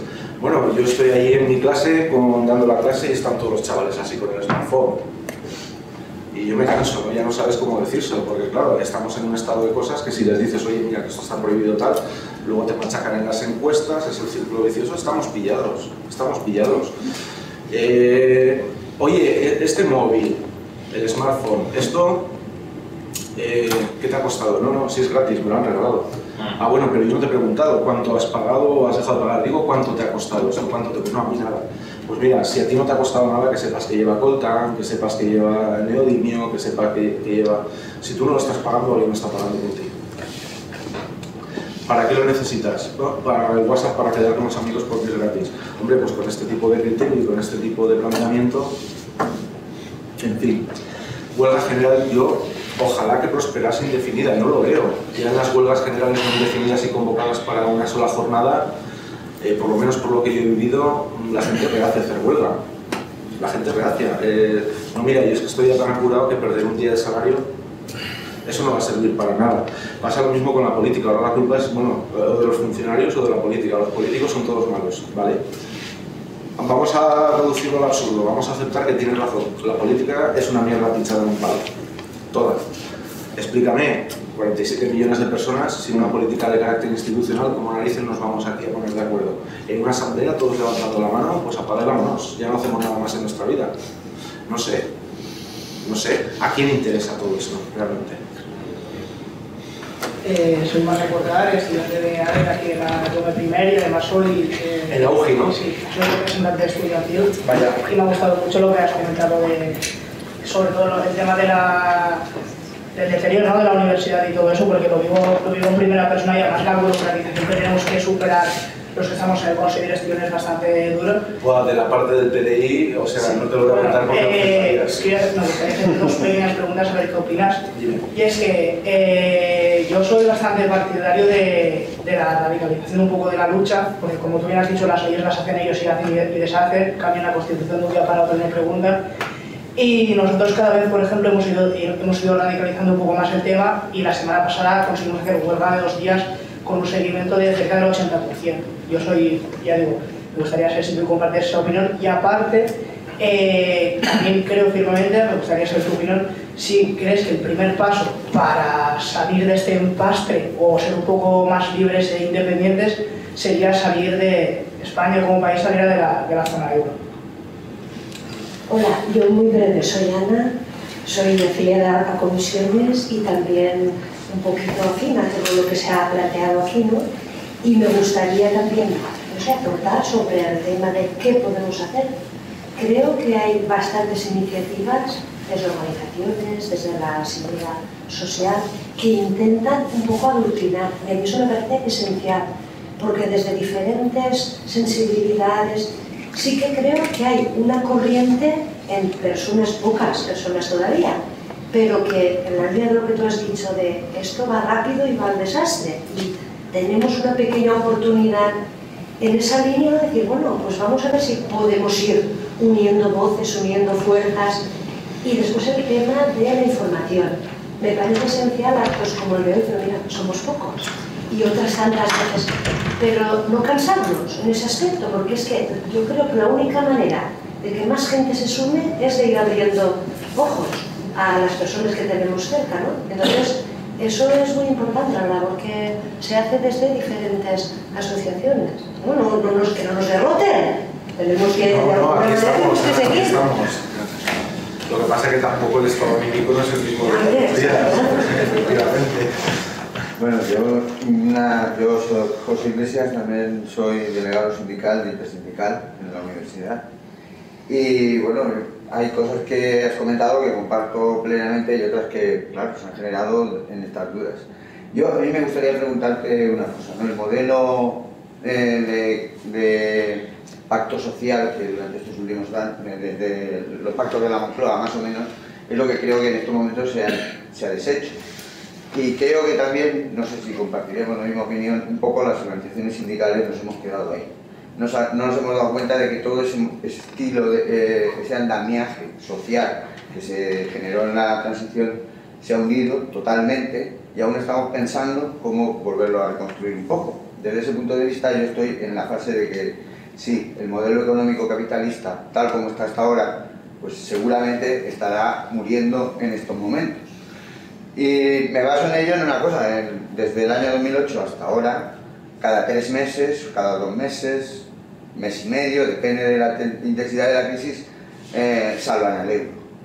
Entonces, evidentemente, yo tengo la sensación de que esto es un tsunami, una cascada, una luz, en el que en un principio empezaron a caer toda una serie de cositas, en Lehman Brothers y demás, pero que eso ha ido creciendo como una bola de nieve y en estos momentos nadie del sistema capitalista, de los gestores del sistema capitalista o de los actores contrarios, la parte del trabajo, dentro de la ecuación trabajo-capital, tampoco sabemos cómo lo vamos a poder parar. Respecto a lo de la huelga general, yo creo que nos falta una cosa fundamental: organizaciones y estrategias y tácticas para desarrollar algo. Es decir, es muy difícil hacer una huelga general para no conseguir el poder. Si no se hace para conseguir el poder, no tiene sentido. Y no hay organizaciones que en estos momentos estén planteando ni política ni sindicalmente una alternativa real a ese sistema. No digo de que mañana tengamos que salir a las barricadas a eso, sino que debemos de fortalecer nuestras organizaciones históricas de la clase obrera, porque no debemos de olvidar que todo este análisis, si no es desde el punto de vista de lucha de clases, de partir de un análisis de lucha de clases, tampoco tendría mucho sentido. Entonces, desde ese punto de vista, nosotros como clase amplia, no solamente obreros y campesinos, como ocurrió a principios del siglo, pero claro, en estos momentos no tenemos organizaciones fuertes y no tenemos organizaciones que nos puedan dirigir en ese sentido. Un poco no sé, pues eso es lo que...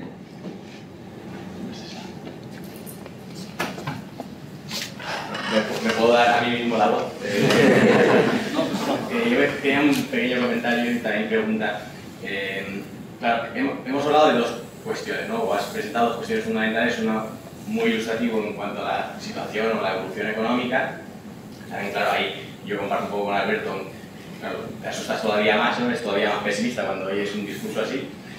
También es verdad que uno piensa qué puede hacer uno a nivel individual o colectivo, ya sea ATAC o otros grupos, para afrontar esa situación, pero esa es la dimensión económica. Por otro lado, también está la dimensión política, a la que al final has hecho algunas referencias y en la que yo creo que sí que es importante tener en cuenta que en España la situación es especialmente dramática.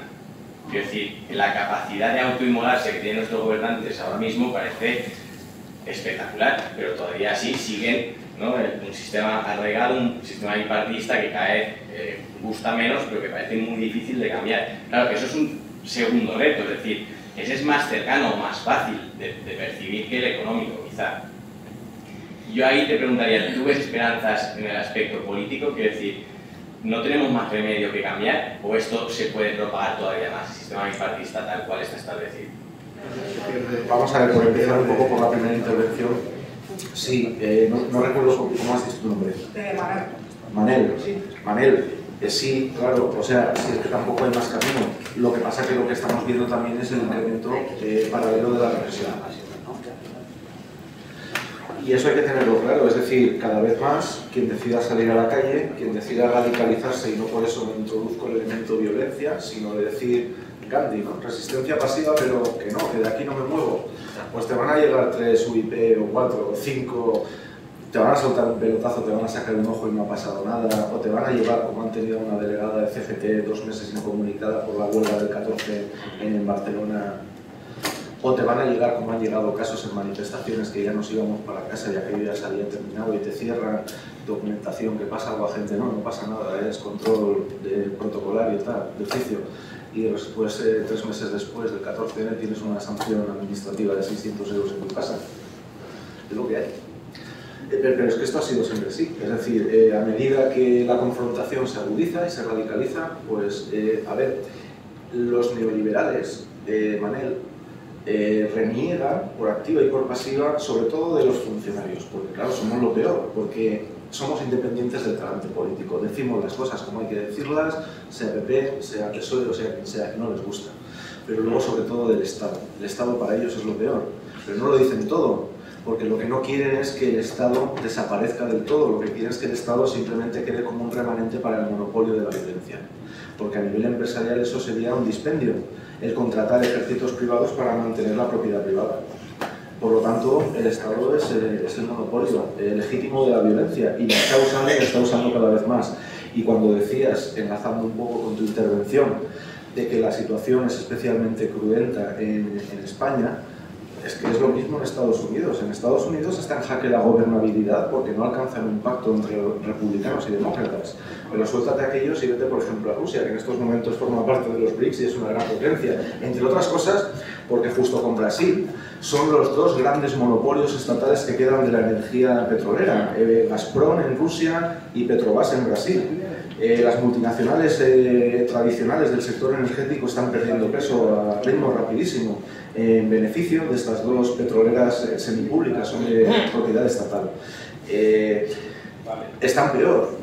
Putin hace lo que quiere por activa y por pasiva y lo saca adelante con represión y con todo. Te quiero decir, no veo que sea una cosa estrictamente de España, creo que es a nivel mundial la situación. Sí, no, en el ejemplo de la universidad estaba un poco también con la intervención que ha hecho él. Radicalización sí, va a tener sanciones y cada vez va a tener más sanciones también esa radicalización, pero tampoco creo que quede mucho más camino. Al final el agua llegará al límite, el vaso se colmará.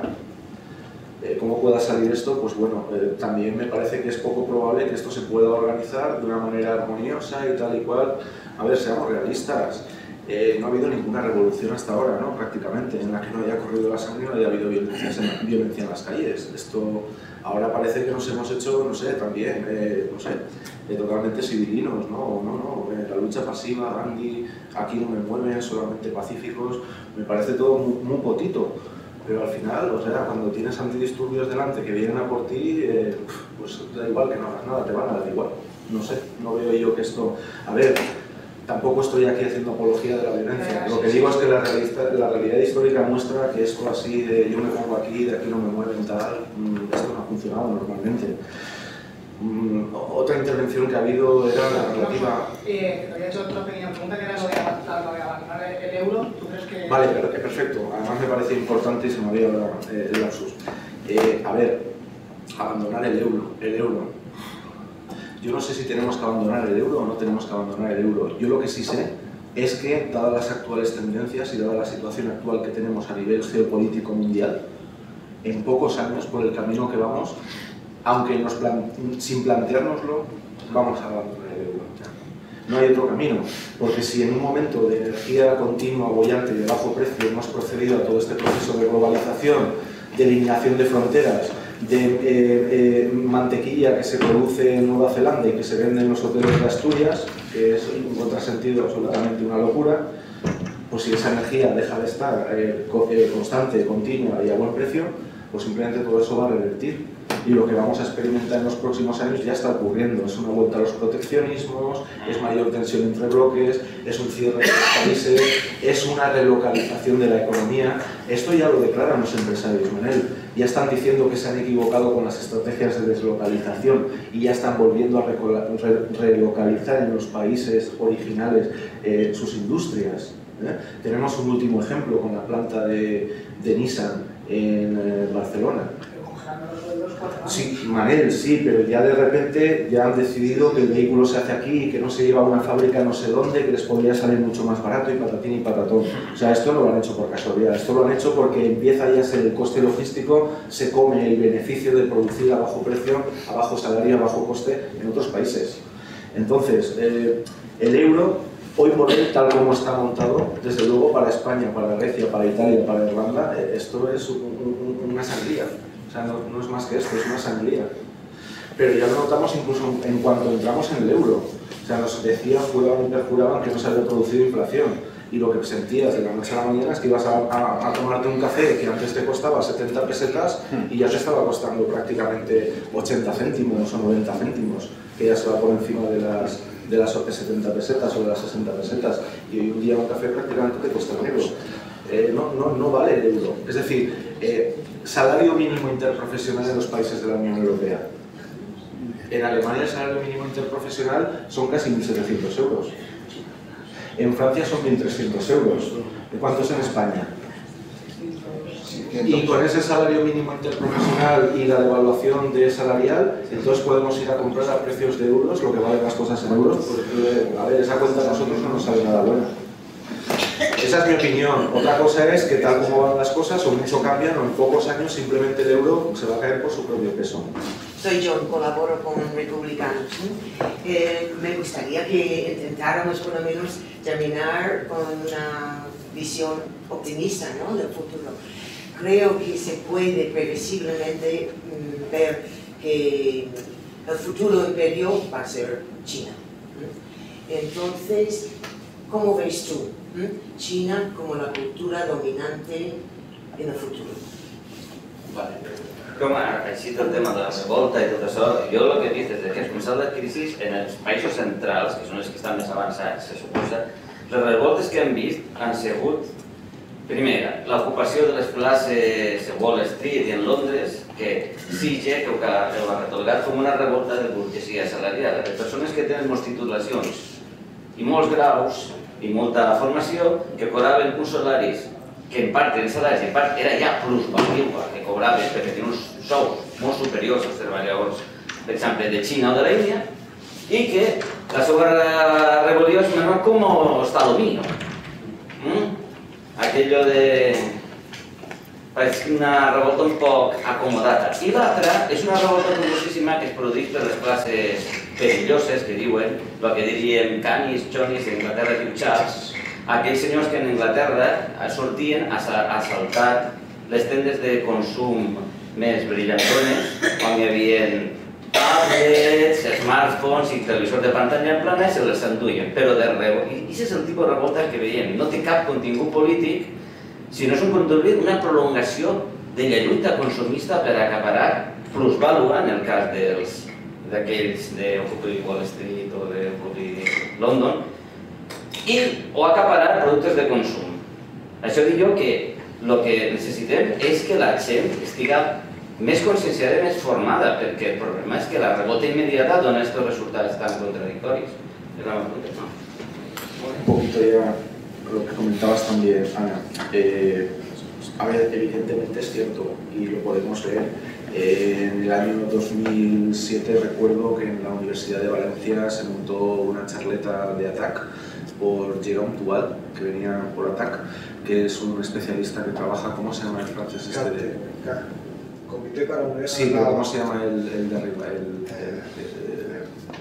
Eric Toussaint. En fin, que son gente que trabaja muy fuerte en el tema del Comité para la Abolición de la Deuda del Tercer Mundo, que luego se ha extendido, no el Tercer Mundo, pero ya vamos camino, pero la deuda se nos ha extendido, bla, bla, bla. Y entonces, Ana, yo recuerdo que tenía clase, aquello, no sé, por ponerte algo, no recuerdo exactamente los intervalos horarios, pero imagínate que la charla fuese a las 5 de la tarde, ¿vale? Y yo tenía clase precisamente hasta las 5, con lo cual cuando salgo de clase me voy para allá corriendo diciendo que me lo pierdo. Y cuando llego ahí estaba Jérôme Duval, así, había un chaval con una cámara de vídeo de estas caseras que también era de ATAC, y había dos chicas en una sala bastante más grande que esta, ¿no? Con lo cual era un panorama absolutamente desalentador. Y ahí el Jérôme Duval, de verdad que a mí me daba una pena, el chaval allí, o sea, que no cejó en su empeño. A las dos les contó todo, y a los que, al cámara y a mí también. Evidentemente, desde ese momento ha cambiado mucho la cosa. Antes ibas a dar una charla de estas y no venía nadie.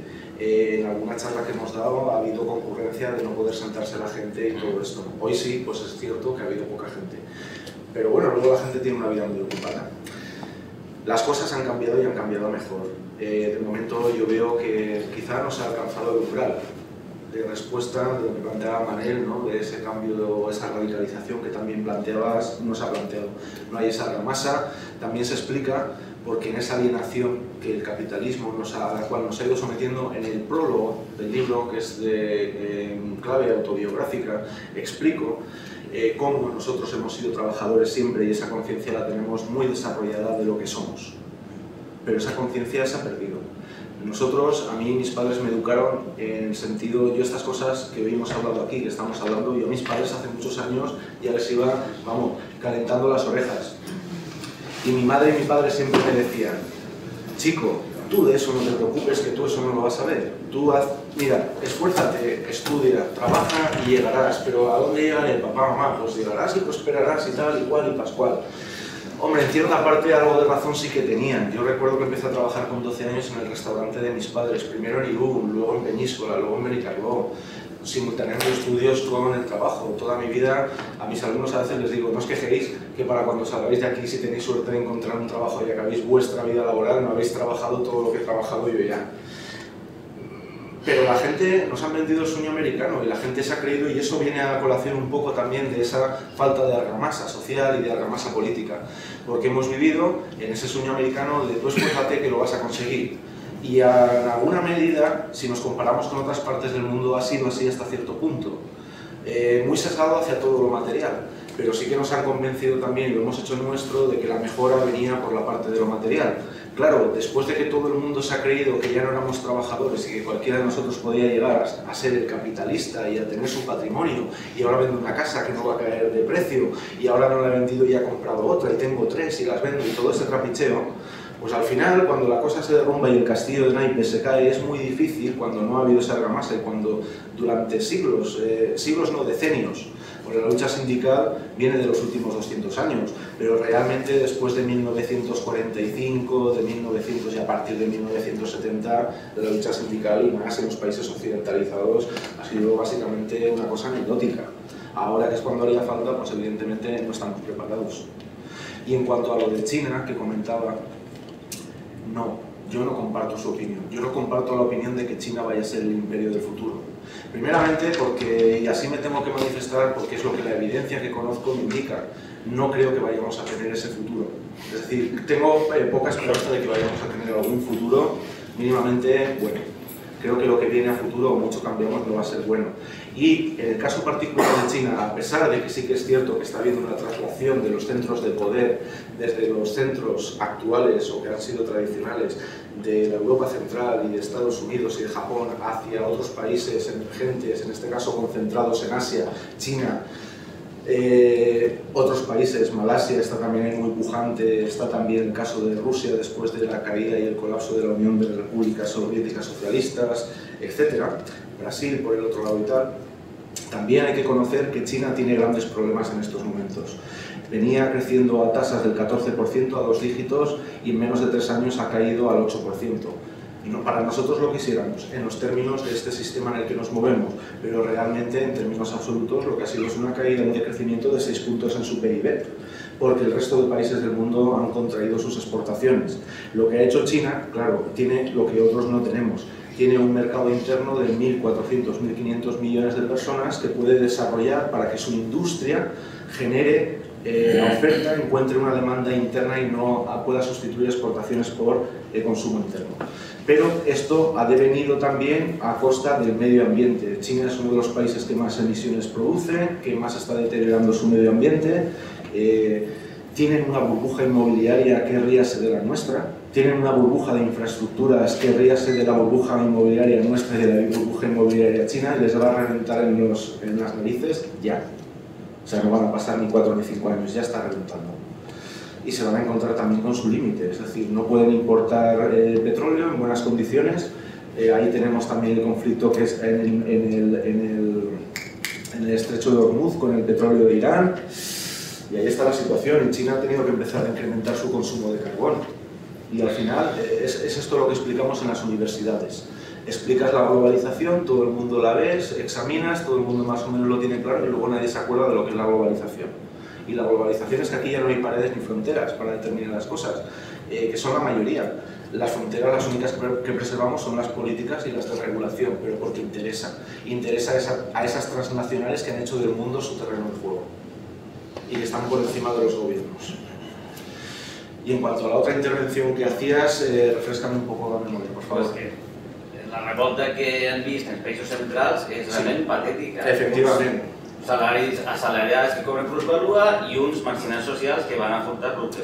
No només això, és a dir, tenim també una altra prova per ahí que estàs apuntant, que és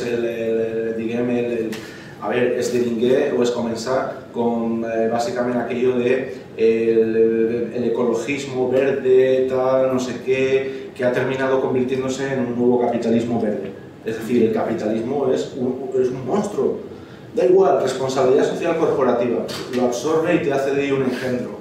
Ecologismo, da igual, lo absorbe y te hace un engendro. Al final se hace negocio con todo. Y sí, ese movimiento que ha tenido lugar en Occupy Wall Street, que ha tenido lugar en Francia también, que ha tenido lugar en Inglaterra, que está teniendo lugar en España.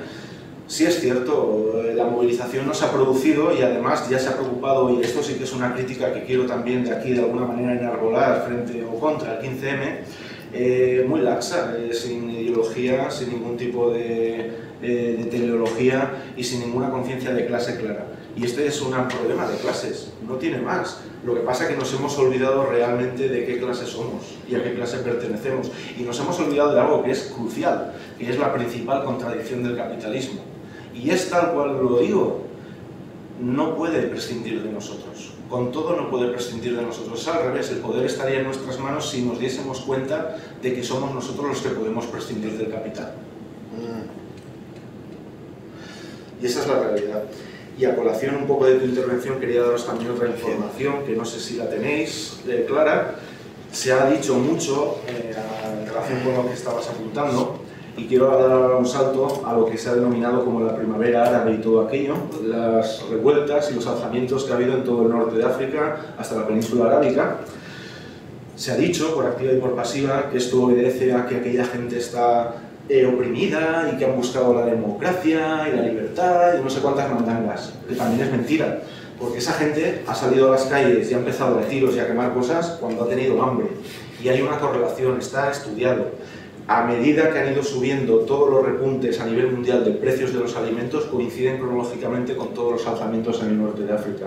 Y la gente que ha estado en el terreno ha visto que la gente ha salido a la calle y ha perdido el miedo a todo cuando simplemente no han tenido para llevarse la boca. No hay ningún otro motivo. Y Egipto, 2 años después de empezar a ser importador de petróleo. Efectivamente, pero no solo Egipto, hay muchos más países que han pasado de ser importadores. A ver, si miramos las cifras de producción, el mundo es finito y limitado. Cuando decimos exportadores de petróleo es porque hay unos importadores de petróleo. Los que exportan son los que producen y los que importan son los que no producen. Y si vemos la evolución en los últimos años, vemos que un montón de países exportadores han pasado a ser países importadores. Con lo cual, solamente hay una razón. Si están produciendo petróleo, cada vez producen menos, y además, como producen menos, lo están guardando para consumo interno. Y hay un detonante, hay un factor de inestabilidad o de desestabilización geoestratégica en Arabia Saudí. Arabia Saudí es un país muy grande, es un país con mucha población, es un país que vive todavía en un sistema feudal, donde los jeques árabes de Arabia Saudí, para mantener más o menos a la población calmada, han tirado de rentas del petróleo y han subvencionado prácticamente a nivel social. Hay mucha desigualdad, pero han subvencionado al menos las necesidades básicas de la población, pero eso está empezando a cambiar. Y la pregunta que yo creo que nos tenemos que hacer es qué puede pasar en Arabia Saudí, que es un país bastante más grande y más poblado que Egipto y que Libia y etcétera, qué puede ocurrir en Arabia Saudí cuando todo esto que ya está sucediendo avance. Es decir, cuando se den cuenta de que con todo no tienen rentas del petróleo. Es muy evidente. Fijaos en las infraestructuras que están preparando en Dubái. Esta gente no es tonta, esta gente sabe lo que tiene en el subsuelo. ¿Por qué han cambiado el modelo de negocio? Se han dado cuenta de que ahí tienen unas rentas que ya son finitas y limitadas y han dicho, ahora lo que vamos a hacer aquí es el principal centro financiero offshore de todo el mundo y además un lugar de turismo de lujo en medio del desierto echando los restos. Una obra que atenta contra cualquier principio de la termodinámica, de la naturaleza y de todo. Es decir, ¿por qué lo han hecho? ¿Por amor al arte? Pues por amor al arte dudo mucho que lo hayan hecho. Yo quiero comentar una anécdota que me pasó a mí. Sí. En septiembre. Estuve en un viaje por Túnez. Sí. Y entonces nos desplazábamos en un autobús con un guía tunecino y entonces pues, nos comentó un poco el país y le salió su vena política y empezó a comentar. Dice, es que aquí es, claro, ya había pasado la primavera árabe y todo esto, y nos dijo, es que aquí resulta que los políticos es lo que hacen, suben los impuestos a los pobres, a los que no tenemos, y a los capitalistas, pues nada, les dejan tal cual. Y empezó a despotricar, y dice, resulta que los salarios, bajan los salarios, suben los precios y todo esto. Y yo, claro, es que me sentí identificada y dije, igual que España. Y había gente portuguesa y dijo, igual que Portugal. Y entonces hubo una complicidad porque resulta que por parte de los vecinos portugueses y españoles nos sentimos identificados y dijimos, fíjate tú, vas fuera y les está pasando, o sea, a los tres países lo mismo, que un abuso de poder y de todo, y siempre apagando, ¿quién es? Nosotros. A ver, es un dato que lo tengo en la cabeza desde hace años, desde que estudié, que la población mundial no ha pasado de 1.000 millones a 7.000 y pico, casi 8.000 en pocos años.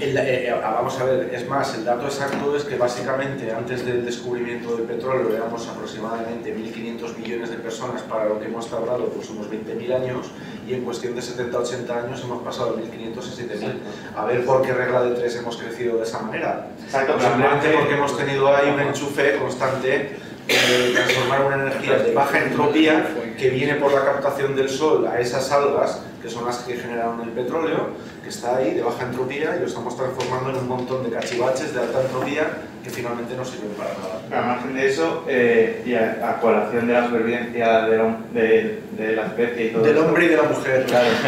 Es decir, hasta qué punto la humanidad llegará a un punto en que estará entre la espada y la pared, ¿no?